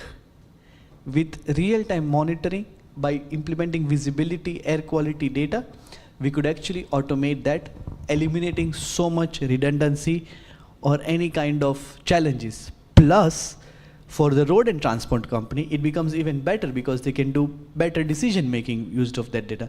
Predictive maintenance plays a very important role here. If I knew how much my dust is being accumulated, I could understand at what RPM do I need to move my fan. Based on that, I could plan my energy consumption. So with seasonal changes and patterns, I could actually identify all of those things that are happening out there. Sending out alerts in case of extremely low visibility. Imagine if you could get a pop-up saying that, hey, after a certain point, the visibility drops significantly, so please plan accordingly. It would help you decide so many things better. But to identify and find all of these things, the most important thing is data. You would need data to take these decisions, to automate these systems, and overall create safer roads and systems. So, why monitor beyond compliance? Now here is where I want to share a very, very, very interesting story that I just realized about, where I was doing research for roadside monitoring, is every highway that is created, either funded by the European Union, by the federal, or by the state, has something called DLP, defects liability period. So if I, as a contractor, am given a project to build this road by CNR is, I think, the regulatory body here in Romania that measures the Center for National Roads and Infrastructure. So one very interesting thing that they do here is that there is a DLP which is given to the contractor that for the next 5 years, there should be no potholes, the road should be working in a perfect condition, otherwise they don't get a part of the partial payment. Now, there is a very interesting force majeure clause here that says that in case of extreme climatic conditions, really high snowfall, or extremely high levels of rain, 90 millimeters per day in a span of 5 years whenever, or I think 180 in a week or something like that, the clause applies and the whole road can be gone for retendering. Now this becomes so useful because right now we do not have the actual data of what's happening on the road. We don't know the snowfall that was happening on the road. We don't know the amount of rainfall that actually happened on the road. Currently we are relying on the satellite plus the overall area's data. But if I could have actual roadside data, it would be useful for both the parties. One, for the authorities in case the contractor has not really marked or done the work as per the standards.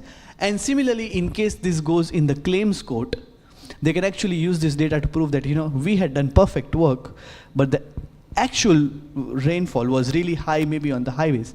Plus the drainage systems, are different with all the wear and tear with so many cars and everything moving. It's very different compared to what you would do for an overall city. So this becomes a very important thing where you're looking at things just way beyond compliance, but how can you save as an authority hundreds of millions of euros, because I'm sure that building a road is not cheap at all. But if you could identify, it could be better for authorities as well as contractors whenever there is a DLP clause that is put into the regulation. That is just one of the several ideas that you could unlock even from a revenue perspective as an authority. Health protection. Your citizens are your people. You need to ensure that they have the best life, the best quality of life that they can live. So health becomes a very interesting factor that can be played here. Predictive safety, right? Instead of the first person who actually skids a little bit and then updates it on Waze, you could actually have automated alerts to identify and take actions, generate dynamic speed limits, use better ventilation systems in your tunnels, and also create roads and mitigation activity. It could be something as how frequently do my highways need the spraying of the salts during the winter season. All of these activities could be planned in advance, and not unless, oh, it's a snowfall, now I really need to send the trucks full of salt to that specific area. And of course, public awareness campaigns that are there.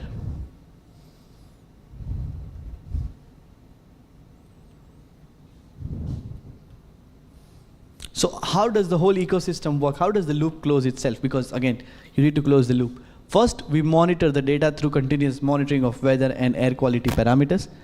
We identify all the patterns and anomalies and the trends and try to see where the gaps are.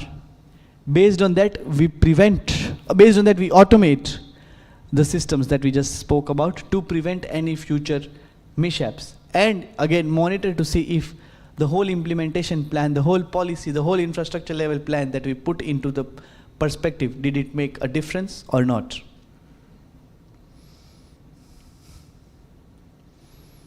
So mitigation and automation, what are the things? For example, with high pollution, you can adjust the tunnel ventilation, display warnings that, hey, do not roll down your windows, the pollution is very bad. Poor visibility, activate variable sensing, low visibility ahead. Change the speed limits, choose dynamic speed limits. This is especially very important during, on the highways and on the mountains where there are a lot of turns and twists and all of that happening. Alert drivers for better connected systems, alternate routes in case of heavy rainfall, snowfall in certain paths, especially again, hilly areas, this becomes even more crucial given you have to go up, uphill. And conjunction. So a few cities have already started doing that. They show you the green way. So until now, your maps are showing you just the least traffic route. But now there are so many cities that have already started implementing this, where they show you the least polluted route. So if you are maybe out on a bike or a motorcycle, you could actually take a road that's not just less traffic, but maybe has much better air quality. Or if it's a very lovely sunny day and you want to roll down your windows, you could actually take a road, if you have the data, which is less polluted, enjoy the breeze, and have a good time. How do you quantify all of this? You can reduce up to 16% in road accidents by giving this dynamic data based on air and weather sensors. 50% of cost reduction in energy efficiency in your ventilation systems in the tunnels. And real-time exposure for toll operators. Now this is also very interesting, the toll booth automation. I will just show you how, again, when we talked about behavioral level change that we can do. So the first project that you see here, highway toll automation for vehicular pollution control. So this was very interesting. 2018, the government in India decided that all the toll booths have to be automated. Every car should have an RFID tag, and you should just implement that. But of course, bringing a behavioral level change for 1.4 billion people is not that easy, because people were used to stopping at the booth, paying cash or tapping their card and then going. So how do you bring that behavioral level change? They actually installed displays that would show you three things. Economic impact, because you are deaccelerating from 120 to 0 and then accelerating again because you have to stop at the tolling booth. Environmental impact of the time that you deaccelerated, that increased the emissions because your car was standing idle in that queue and then you had to go again. So what was the environmental impact, the economical impact, and how much you would have to pay extra because you didn't get the automation in place. So in order to trigger a behavioral level change for toll booth automation, the government actually showed them that, hey, by just deploying air quality monitoring sensors at the toll booth, one is the fast lane where you have the automated systems, and one is where you have to actually tap or pay cash. And they compared the data and showed it live on display. That, oh, my car is suffering, my air quality is suffering, I'm paying more. Maybe I should get the RFID tag for my car. So you see, to provoke that thought, for me to have the thought that, oh, this is the impact that I'm creating, maybe I should bring the change, was done by something as simple as showing the people the data and empowering them to take actions. One of the longest tunnels that's happening right now in Norway is connecting to the city of Tromsø, and this is going to cut travel time from like 4 hours to 35 minutes, which is tremendous. And they are doing pollution monitoring, especially with particulates, to understand what's happening in the tunnels and how they can make it better, because they're drilling across a hill or a mountain. So it's really important for them that, while designing the ventilation systems, they want to set up a baseline that, okay, on an average, this is the particulate matter level. If this amount of traffic happens on an ideal day, what would happen? And the third that you see on the screen is one of the busiest tunnels in the world. The Abdul Aziz tunnel in Saudi Arabia takes you to the holy city of Mecca, where hundreds of thousands of pilgrims go every year to pray, and it creates extreme levels of congestion, both for people who walk across the tunnel as well as people who are in buses, cars, and other forms of transport crossing across this. They were able to deploy these systems to identify what is the concentration and automate the ventilation fans to reduce, one, based on temperature, the heat, because again, it's a very hot country, but also the impact of the emissions from so many buses and trucks and cars that go across the tunnel, where also people walk across the tunnel, the pilgrims who want to walk all the way to the holy site. So with data, they were able to do so many such changes and empower the citizens, save money, save energy, and eventually everybody has a win-win-win. So roadways and highways are equally important, and we don't see or we don't realize its impact immediately because of the third variable, which is speed. You're moving across a speed or across a specific distance, but the impact is already happening. If the wind is blowing fast, does not mean it's not affecting you. So the idea is to enhance our safety, have a healthier environment, create operational efficiency that helps the cities or the authorities reduce cost and energy, and focus on the larger vision of sustainable development with the climate action plans that we have. And with this, I would like to thank everyone for spending so much time and hearing all these applications. Again, as I said, this is just a tip of the iceberg of the things that are possible with Envisom and what we can do, with Oizom and what we can do in various applications. If time permits, I think maybe we can spend 10 minutes showing them how the data actually looks like and how decision making is done, because you've heard from me, but I would like to show you some real world examples of how this data looks, how will it look when you have it, and what are the actions that you can take based on when you see the data. So maybe we can switch from this to the platform and do like a demo.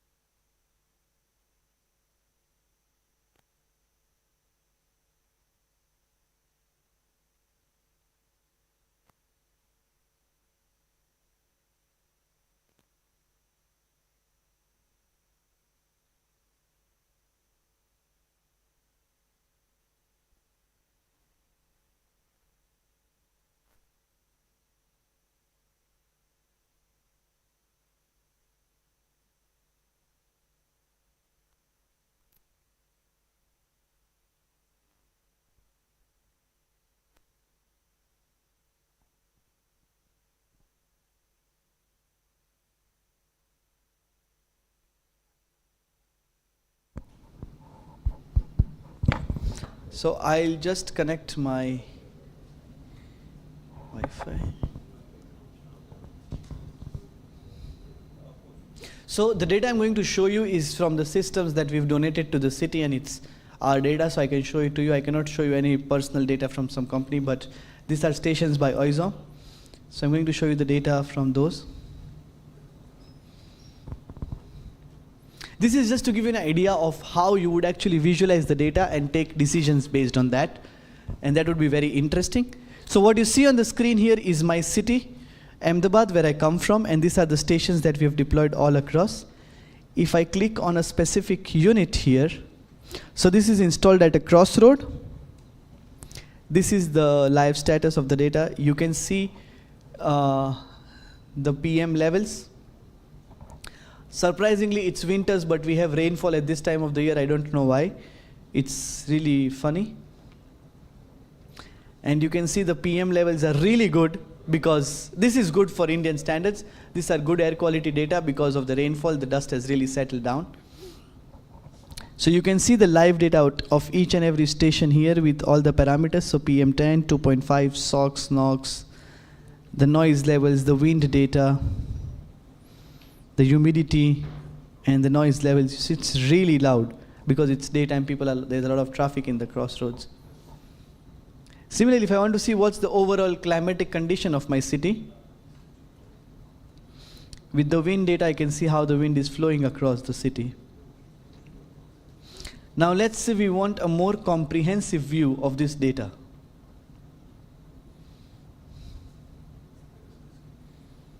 So this gives you the real-time data, all of that in a graphical format as well. Historical data for the last 24 hours. Because the systems are integrated with a wind sensor, we can also identify the pollution rows, where the pollution is coming from, where it's going towards, at what speed, and what direction. As you can see from the pollution rows charts here. Direction to, direction from.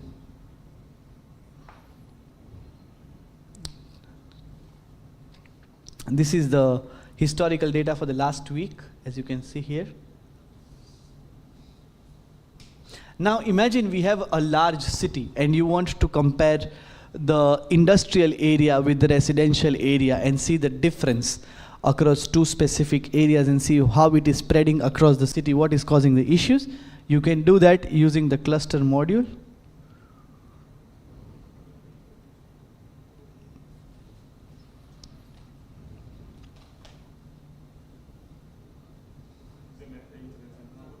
No. I mean, it's working, but it's a little bit. It's hotspot, but. It's hotspot? Yeah, it's my phone's hotspot.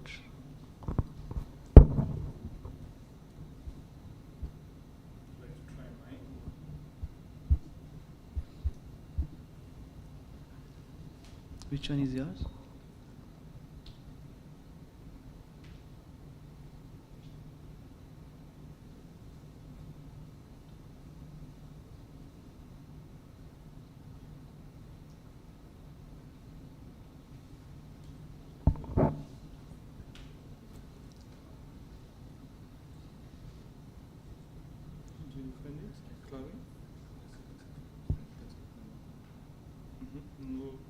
We'll show it a little bit 1 minute later. Okay. Yeah. Okay.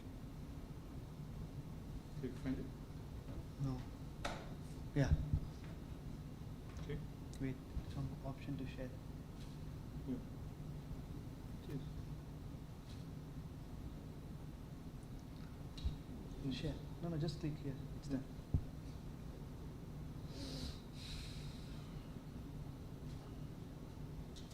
Yeah, perfect.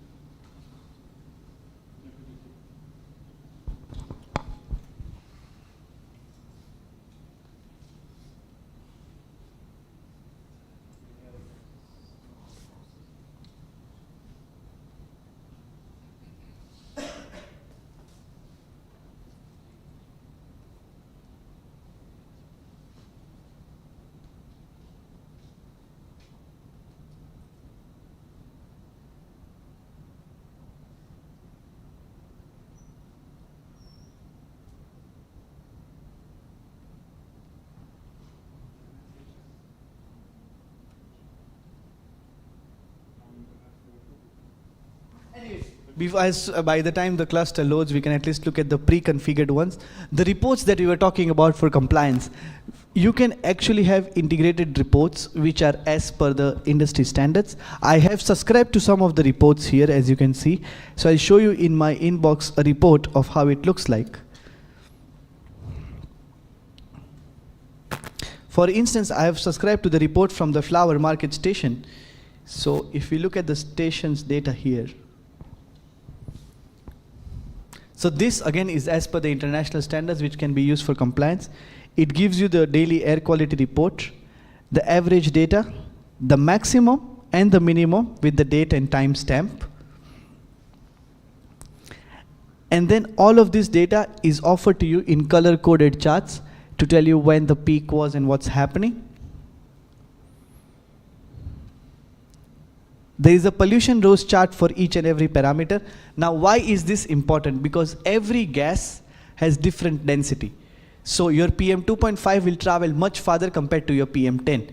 Your H2S has a much lower density compared to your VOCs, for example. So all of this becomes very important to identify how far would a specific pollutant travel. And then this is color coded again as per the AQI parameters. As I mentioned, we had rainfall, so you can see everything is green. Otherwise, this would have been red. We've just been, non-seasonal rains, and you can see the difference in the data. Some very windy times as well during the day. So this can be used for regulatory applications. You can download this report, integrate it with your impact assessment, risk assessment studies, and it can be used for compliance. Similarly, analytics. Let's say you want to deep dive into the data and take decisions. I want to understand from where I stand today, how much area can I impact, or how much is the pollution over an area. Now that is different for every location, because what if there is a big building next to my device? What if there is another source of pollution? So there is no standard rule of thumb of how much an area a device can cover. But if you have the units, you can identify what hotspot can you create, and that is what we can enable you to do it with the device hotspots module here. So for example, for PM 2.5, from the 24th to the 30th of September, over a 1 kilometer radius, how did the pollution flow? Let's see.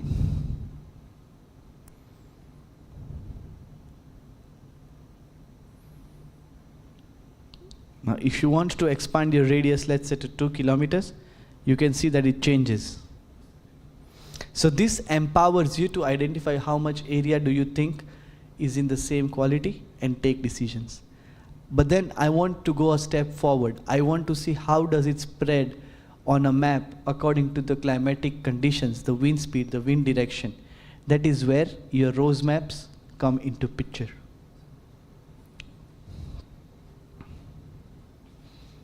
So these are 3 parts of the city where we are trying to identify PM 2.5 from again 24th to the 28th of September.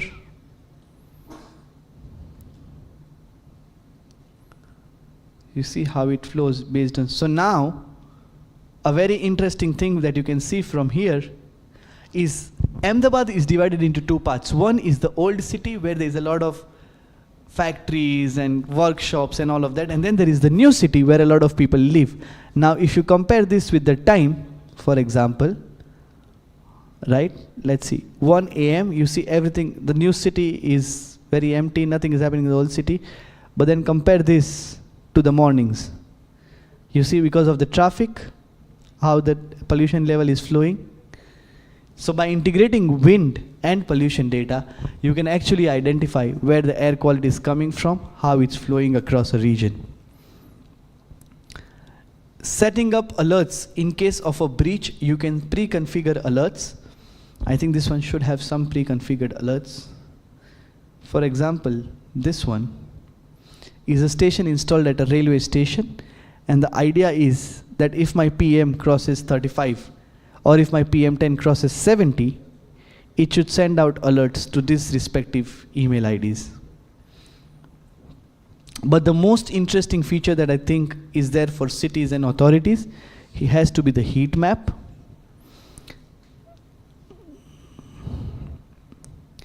So now, this is what I was telling you about. You have never been to Ahmedabad probably. You can look at this map and you can identify which areas are probably the industrial areas with the highest level of pollution.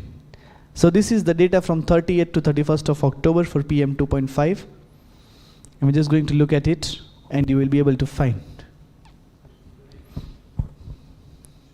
So if you notice on the top left, it's always red. That's where the industrial zone and the airports is. Again, we have the same thing.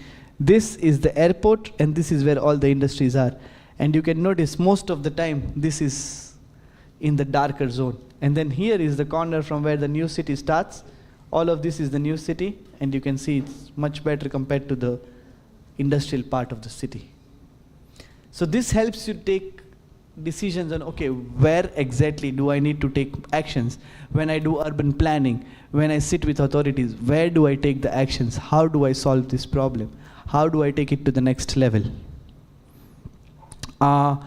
I think there was a question earlier about, the data from different sources and how we can integrate that. Because we don't do everything, but let's say you have isokinetic samplers or other data points. We have the data upload option here, where you can choose the station and simply upload a CSV file for any third-party environmental data platform or environmental data systems that you have. So you are not dependent just on OISM. We don't want you to discard your existing stations. We want to offer everything together. Yes, please. Yes, of course, that is there. But this is for system. You can always do API integrations, but this is for stations that are not connected to the internet. For example, if I have a lab sample that I've collected in the lab. For example, we were talking about heavy metals. Now that is a lab report, so to integrate those. Of course, if your stations are connected to the grid, to the internet, we can simply integrate through APIs. It's a two-way API integration. Similarly, if you don't want to use my stations and my platform and have your existing platform that you want to use, you can also integrate through APIs into that as well. And for management, you also got the units that you can customize based on your needs. So if you want the data in ppb, ppm, micrograms per meter cube, all of that can be managed yourself, as you can see here. Wait.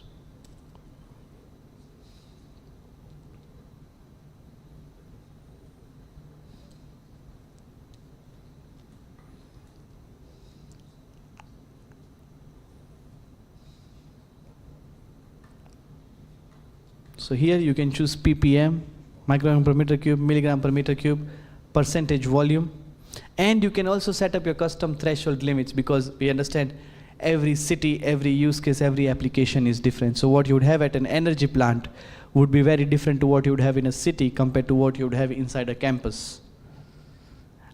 We actually had the privilege of installing the stations here at the university for a few days, and I think we've got the data from that as well, showing you how the display looks and what's the real data, because again, this is from my city, thousands of miles away, but we were fortunate enough to get data from the university campus as well, and I think we can do a demo of that as well with Lucia. Yes, but the best would be to get in to show also the history, also the value. Yes, so you want me to log in? Yes. I don't. Can you log in with him?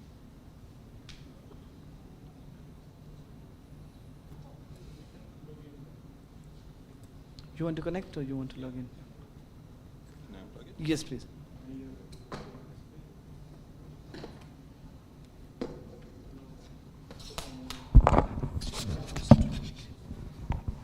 You want to talk a little bit about it? Nu, dar chestionarul, de chestionarul unde l-ai? Ok, interview.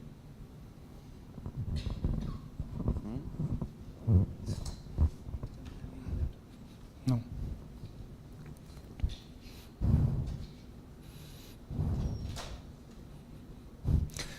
Da, până ne conectăm aici.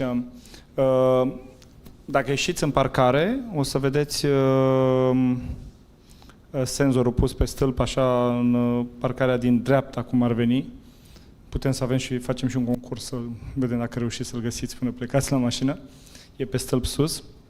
Este un dispozitiv, un senzor pe care noi îl numim poludron. Seamănă cu o cutie de genul ăsta, vedeți că aveți poludron în spate.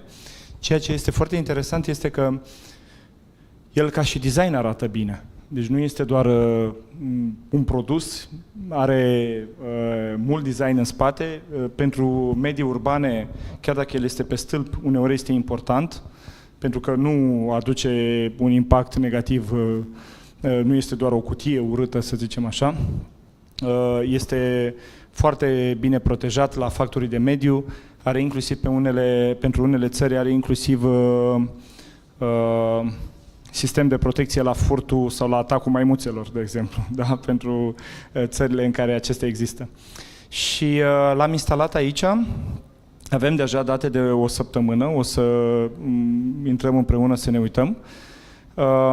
Și de câteva zile și pentru săptămâna viitoare am instalat în una din clădirile cu trafic principal și un display în care avem un quiz, vă spuneam, și am întrebat studenții acolo, să ne uităm și la răspunsurile celor care au completat quizul de până acum.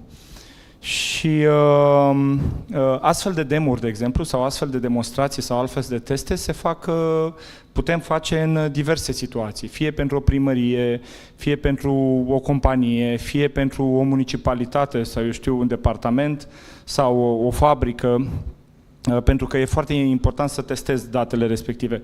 Platforma Envizon pe care v-a arătat-o Jainam este foarte flexibilă, așa cum spuneam mai devreme, în sensul în care puteți să integrați senzorii existenți, dacă aveți senzori, deci nu trebuie să-i aruncați, și puteți integra ulterior și senzorul izom dacă ajungeți sau decideți să achiziționați senzorul izom pentru calitățile pe care aceștia le au. Și foarte important, ați văzut, pentru decizii la nivel de campusuri, la nivel de ministere, la nivel de autorități, la nivel de municipalități, este că în momentul când aveți mai mulți senzori, puteți să cuplați senzorii respectivi în orice formă doriți. Deci dacă, de exemplu, aveți 6 sau 12 senzori pe o suprafață a unui oraș, a unui campus și vreți să vedeți care este valoarea totală a impactului poluării asupra suprafeței monitorizate prin valorile date de toți senzorii, puteți să vedeți o singură valoare. Și dacă după aceea vreți să vedeți și valoarea respectivă, vă arată și în codul de culori față de referențialul pe care îl aveți, referențialul european, referențialul american, referențialul asiatic și așa mai departe. Și dacă de acolo mai departe vreți să vedeți, de exemplu, o singură valoare și vedeți că este roșu, dar nu știți de unde vine roșu respectiv. La nivel de municipiu, de exemplu, sau la nivel de campus, dacă noi aici, cum avem un senzor de demo, dacă vedem pe senzorul respectiv roșu, sau vedem verde, dar când vedem verde nu avem nicio problemă, dar dacă vedem roșu, mov, de exemplu, mai devreme aveam o valoare roșie și nu știam de unde vine. Ne-am uitat pe toți parametrii și erau verzi. Da? Și rămăsese blocat într-o setare și a trebuit să reintrăm în setări, să reverificăm toți parametrii, să vedem că sunt verzi, pentru că se întâmplă, este tehnologie digitală, totuși blocaje apar din tot felul de cauze. Da? Fie internetul, fie update-uri și așa mai departe. Da? Dar dacă vedem aici o valoare roșie, noi trebuie după aceea să vedem din cauza cărei parametru. Și, de exemplu, dacă ar fi aici o valoare roșie, în mod normal, unul din parametrii monitorizați unitar, pentru fiecare dintre ei avem senzori, ar trebui să fie roșu, cel puțin unul, ca să ne arate că totalul respectiv este roșu. Da? Roșu este în comparație, în codul de culori, față de indexul de calitate a aerului european, da? Și de aici vin culorile respective. Dar dacă totuși, la nivel de campus, sau la nivel de municipiu, sau la nivel de monitorizare a șoselelor, de exemplu, monitorizăm o întreagă suprafață și vedem că totalul este roșu. De unde știm ce anume dă impactul acela de roșu? Da? Și atunci când avem mai mulți senzori, noi putem din 6 senzori, sau 12, sau 40, sau 100 cât avem, să vedem care senzor dă valoarea roșie. Și senzorul respectiv care dă valoarea roșie este localizat într-o zonă. El monitorizează o suprafață. De aici, de la valoarea totală, noi putem vedea din care zonă vine acea depășire de parametri pe care noi îi monitorizăm. Și mai mult decât atâta, cu heatmap-ul și cu factorii meteo, ce putem vedea este și cum se duce norul de poluare. Da? Deci senzorii îți arată dacă au parametri de vânt, atmosferici, monitorizăm, deci practic într-o cutie de genul ăsta, așa cum este și poludronul de aici, noi putem monitoriza până la 12 senzori, inclusiv parametrii meteorologici. Și dacă avem parametri meteorologici, sistemul ne arată încotro se duce unda de poluare și cum a evoluat ea pe suprafața pe care o monitorizăm. De exemplu, în Ahmedabad, suprafața pe care v-a arătat-o, și poate o să rog să vă arate din nou dinamica dacă nu s-a văzut bine, se vede clar cum majoritatea poluării pe suprafața monitorizată vine dinspre aeroport. Da? Asta îți permite să ai o discuție după aceea cu aeroportul, să-i arăți datele respective și să îi spui, ok, cum rezolvăm situația respectivă? Că mie mi se plânge populația pe o întreagă suprafață și noi vedem aici că apare o problemă și uite că are și legătură cu data și orele la care au apărut plângerile respective. Îți permite, practic, autoritate să ai o discuție conștientă. În momentul ăsta tocmai finalizăm un proiect cu Consiliul Județean Timiș pentru 20 de senzori pentru monitorizarea poluării transfrontaliere. Hai să ne gândim că la nivelul Bucureștiului, de exemplu, avem monitorizare transfrontalieră la fiecare sector. Și dacă eu stau la limita unui sector, de exemplu, poluarea pe care o simt eu ca cetățean vine din sectorul 5 sau din sectorul 6 sau de unde vine? Da? Imediat o rețea de senzori, nu foarte mulți de altfel, îți pot permite să ai o discuție conștientă între autoritățile diverselor sectoare, da? Sau între autoritățile diverselor țări, așa cum proiectul Blue Sky, finanțat de Uniunea Europeană, va permite în viitorul apropiat ca autoritățile județului Timiș să aibă discuții cu autoritățile din Serbia, da? În zona de graniță. Știți că Serbia folosește încă foarte multă energie provenită din centrale pe cărbune, pe combustibili convenționali, se arde în continuare foarte mult lemn și alte situații de genul ăsta și datele respective îți permit să vezi de unde vine valul de poluare și dacă este de la tine sau poți să te plângi sau poți să ai o discuție pertinentă cu partea cealaltă. Da? În cazul Politehnicii, noi în momentul ăsta, acum 3 minute, datele pe care le văd și studenții pe display, este că calitatea aerului este bună.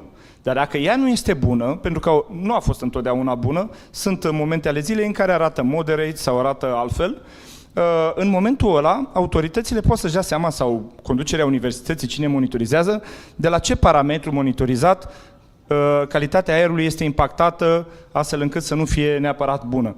Și dacă suprafața Politehnicii, ca un oraș, da, ar avea mai mulți senzori, iar permite conducerii politehnice să vadă dacă o anumită activitate aflată într-un anumit sector al politehnicii generează acea poluare. Astfel încât pot fi măsuri, pot fi discuții conștiente și propuse soluții. Poate colegii mă ajută să vedem și quiz-ul studenților. And Janam, maybe we can enter in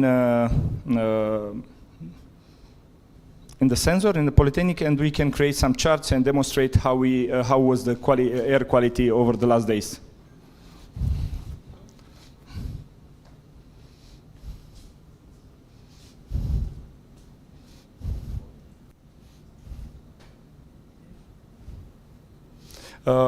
But first for the quiz. Ok? Alexandra? Nu e aici, nu? Colega mea? Ok. Do we see in the quiz how many replied so far? 14. Okay. So far we have 16 responses. 14 applied for it. Okay, intuitive for yes. That quality of the air, it's an important part of the purified air or the clean air. It's an important part of the student life.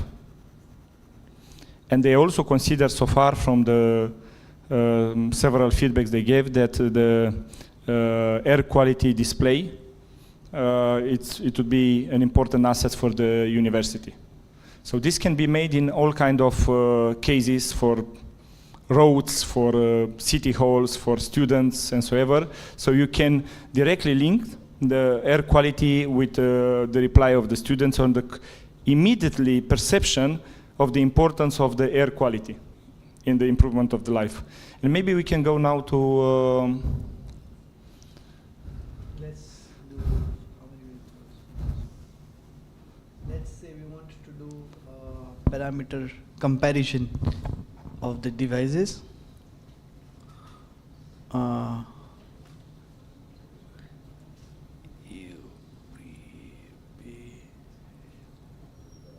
We just compare the PM devices.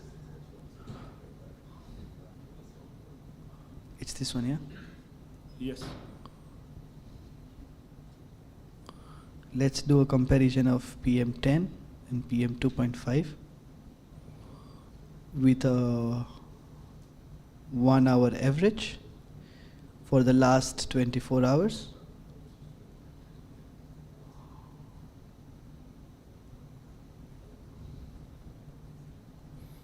And we want, let's say, for example, a line chart.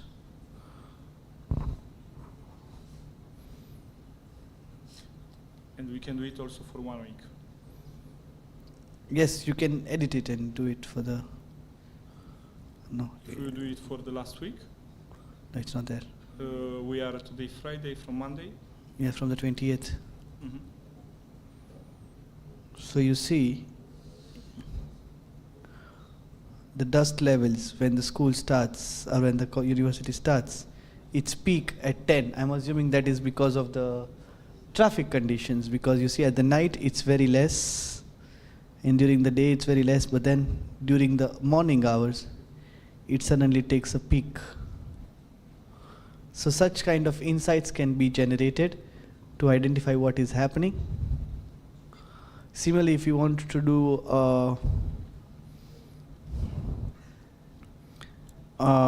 let's say compare, because it's just one unit, let's say we want to compare the NOx and SOx with the traffic data. Oops.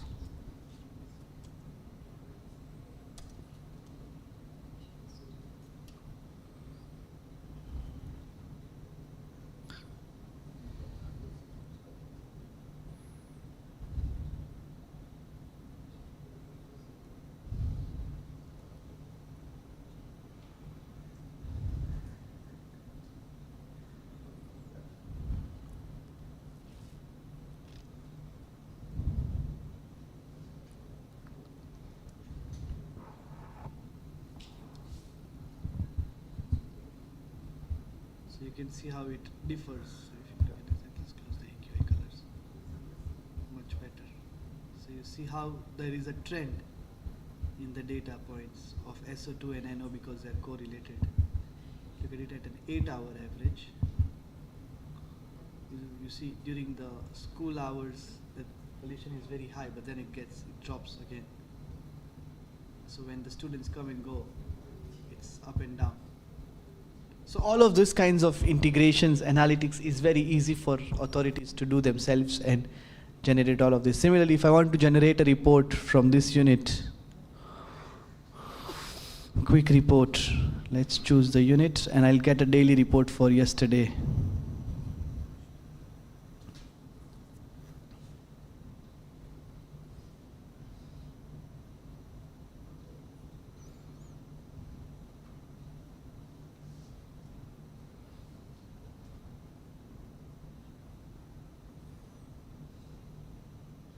Oops.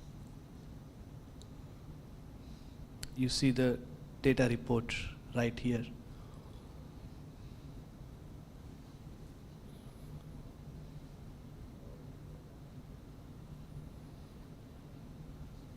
Can you go up? You see how it's going. Even more? See, during the working hours, the pollution is higher compared to when it's empty, the campus is empty. And then even the temperature very visible.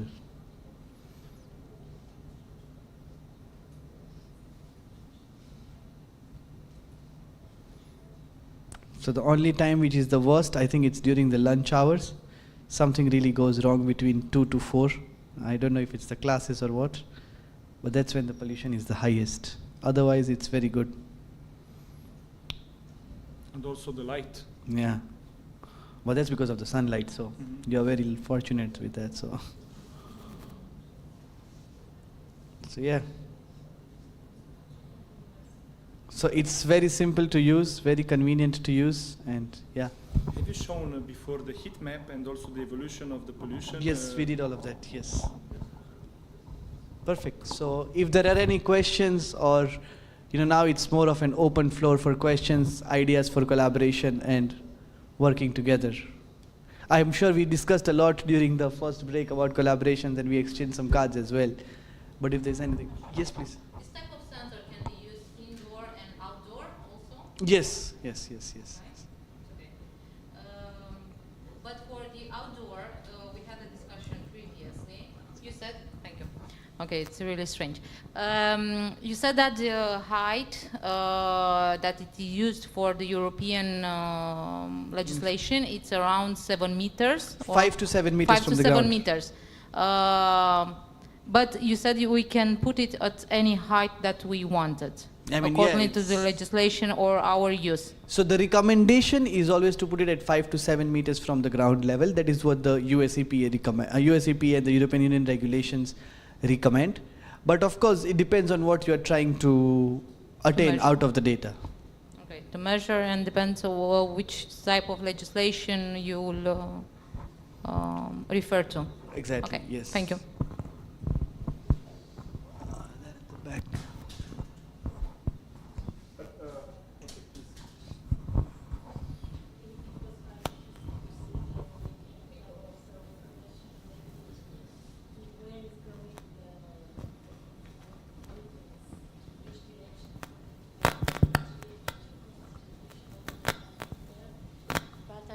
Really interested to understand what you are having behind. So what you are using in order to integrate the information related to the concentration with the meteorology. It is about statistical or interpolation or how you... It's a combination of multiple indices which includes geography, topography, weather and climatic data, which is then all of that layered on top of the air quality data. Yes, but you are considering also equations or how you simulate, how you integrate. No, because we use the existing data points. We are not doing any kind of modeling. Simulation. Okay. We are doing real-time data, based on actual values rather than. So prediction is a very different thing where we use the I2C models, which are the standard applicable models for prediction and forecasting, where we use the I2C models, which are globally accepted. But for in this heat maps case- for pollution rose charts, Yeah. it's based on actual values, because again, the whole idea is that we want to create hyper-local data points. But in the maps that we are having there, it was seeing that you are indicating where it's going. Yeah, The that's contaminant. based on where the wind is flowing towards and at what speed and what is my concentration here. So that's just And for doing this, you should integrate concentration with information related to the wind, the velocity, the direction. and exactly. So on. we are right And now. how is done this integration? Was my question. It's a simple algorithmic calculation on Okay, wind so speed, you wind are- direction, okay. and We data. are having calculations behind. Yeah, maybe it's important to understand exactly as I mentioned, when you monitor an area, you have more sensors. If more sensors they are fitted with wind and the wind direction and wind speed and so ever, they are working together. The app, the Envisome, is correlating the data, and then you see retroactively. So there are two things: okay. retroactively and also prognosis.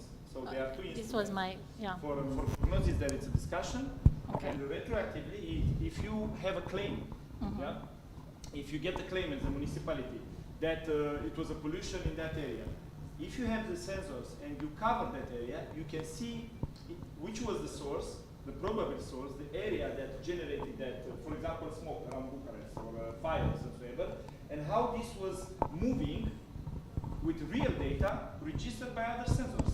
So the app practically, the app is correlating all this data and it's modeling the pollution transfer in that surface because you are monitoring that surface.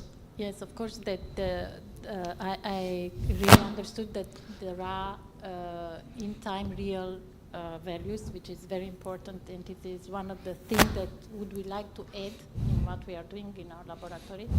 And you responded my questions. I wanted to know how it is integrated, the information, because you should put together concentration, wind, velocity, Yeah. speed. And The most important is that, stabilities and so on. yeah, prognosis is one thing. It's using some algorithm, but the most important is that the modeling for the pollution rows, for the pollution transfer, is based on real data, which are registered and they are in the report, and you can take or you can receive all these reports and all this modeling in automatic mode. You don't have to put any effort. You just come in the office at 8 o'clock, you open the app. If meanwhile you are not stuck in the traffic and you don't see it on the phone in the traffic, you come look on the screen on your computer, and then you can see over the night which was the situation for each area that you monitor, or for the entire city or for the entire campus. It's very on-handy. Yeah, but regarding the responsibility of who is the polluter, I understand that with this application we can have information like a screening, let's say, because after, in order to be sure that the pollution is coming from a certain source, you should do measurements in there. For instance, if we are talking about a punctual source, it's a power plant or waste incineration plants and so on. Exactly. It is That's not important. doing measurements, and after maybe to do the dispersion from that source of pollution, and after maybe could be a great idea to integrate the concentration that are arriving from the source with the information that you are providing in order to understand which is the contribution of the source of pollution to what we are seeing within the application, which is quite interesting. Can you integrate in Envisome also information from SEMS? Yes, we were just discussing that earlier, that we can integrate data from stack monitors, boilers, anything. That's what I was showing here with the data upload option. That with the data upload, you can upload any third-party equipment data as well here. Anything related to environment, not just Oizom, but anything with the data upload option you can upload. And if they are connected to the internet, you can also do an API integration with a single click and integrate the APIs from those devices as well. And one of the questions that we had here, it was if you already integrated also the noise part. Yes. Already or not? Already, okay. So we can imagine, Thank you. as an example, let's suppose that we have a good budget, and we as a University of Politehnica and as a manager of the campus, we like to monitor which of the faculty is polluting the most. Yeah, so we can have one sensor for each of the faculty. Yeah, then we can see in the morning the total value, but we see that the value is not green. Let's say that it's moderate. Then immediately we can look in the system and see that the faculty of the transport, they are polluting the most for some reasons. Okay, so we can go to them and say, okay, what activities we did? Yeah, we maybe made a show or made a demonstration of the new diesel motor that Mercedes came and, okay, had more SOx than necessary. Yeah, you can see it like this. If you are a city and you want to monitor, for example, an area, it's the same. You can refer to different areas, and then for sure, depend on how much sensor you have, you will not know exactly the pollutant. But you will have an indication, because maybe an area has just a factory, and that factory is producing SOx or NOx or particles, maybe the activity. So you have a good sense. And then you have also this mobile device.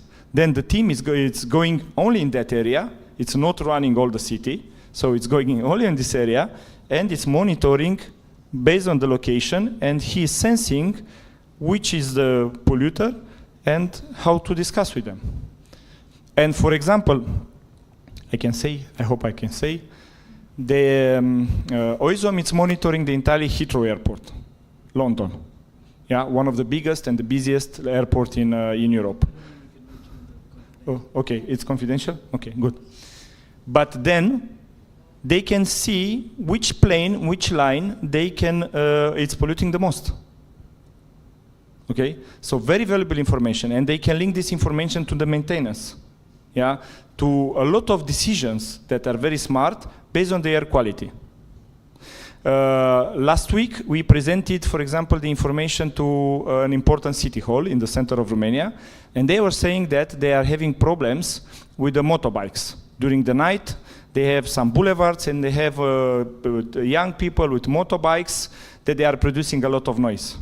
And how they can do? It's quite simple. They can install some AccuBoats with noise monitoring. They can link it to a display, and they can have information in real time, and then the guy on the motorbike can see in real time that he's producing too much noise.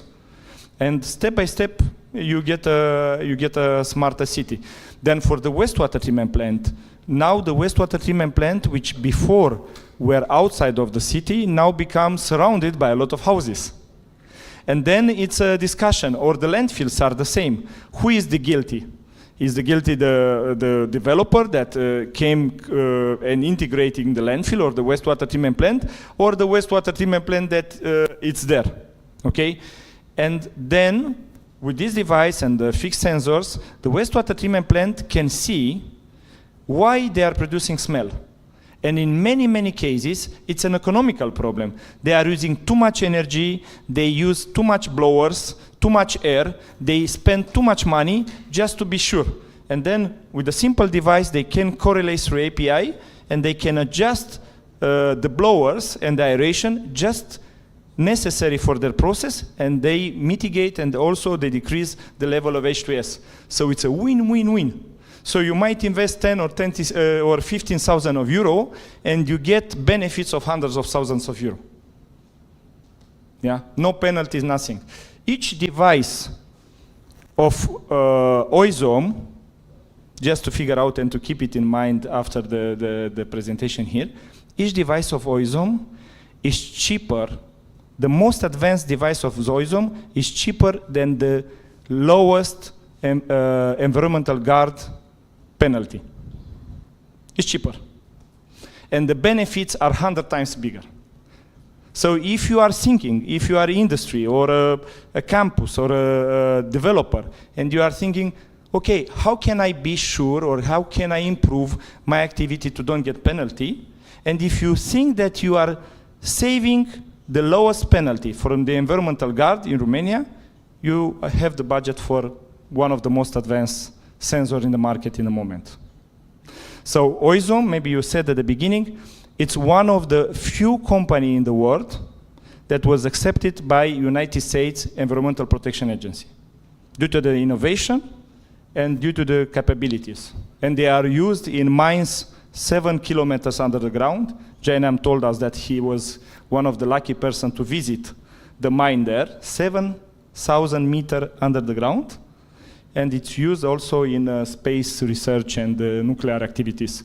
So feel free to be curious about what you can do, to make demos, to try the app, to try the sensors, and to challenge for getting benefits. In most of the cases, the payback of the most advanced sensor in Oizom is less than 1 quarter. So it should not be a problem of any budget or any decision, please. What about the app? How can we access this app? What are the conditions?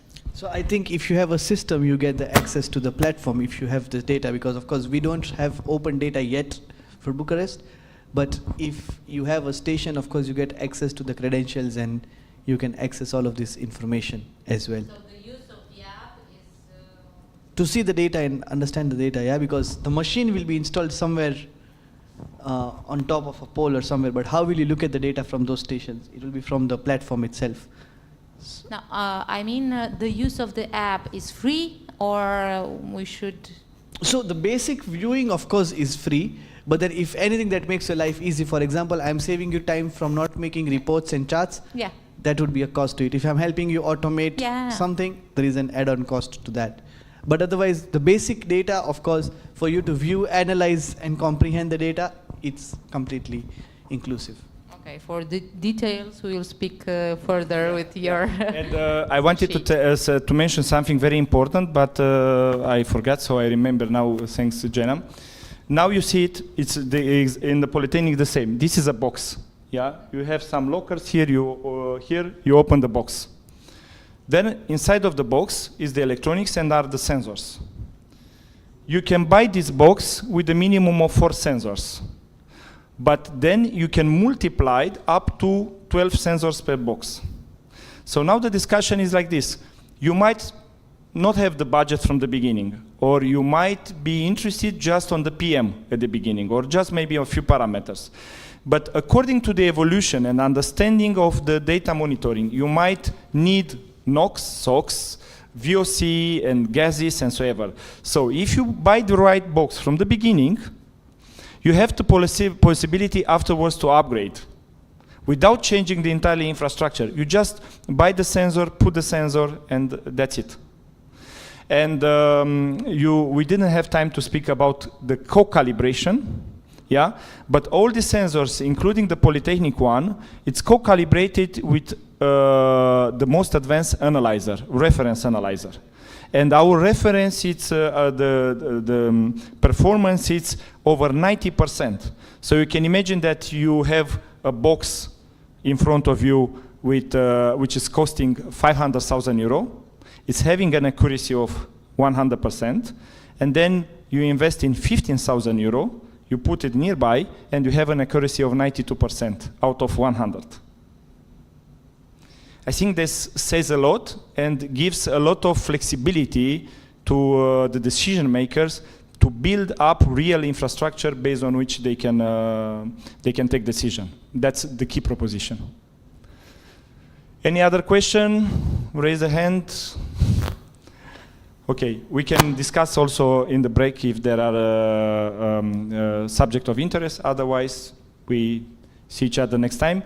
Thanks for being together, for having attention to make time in the short time to come here.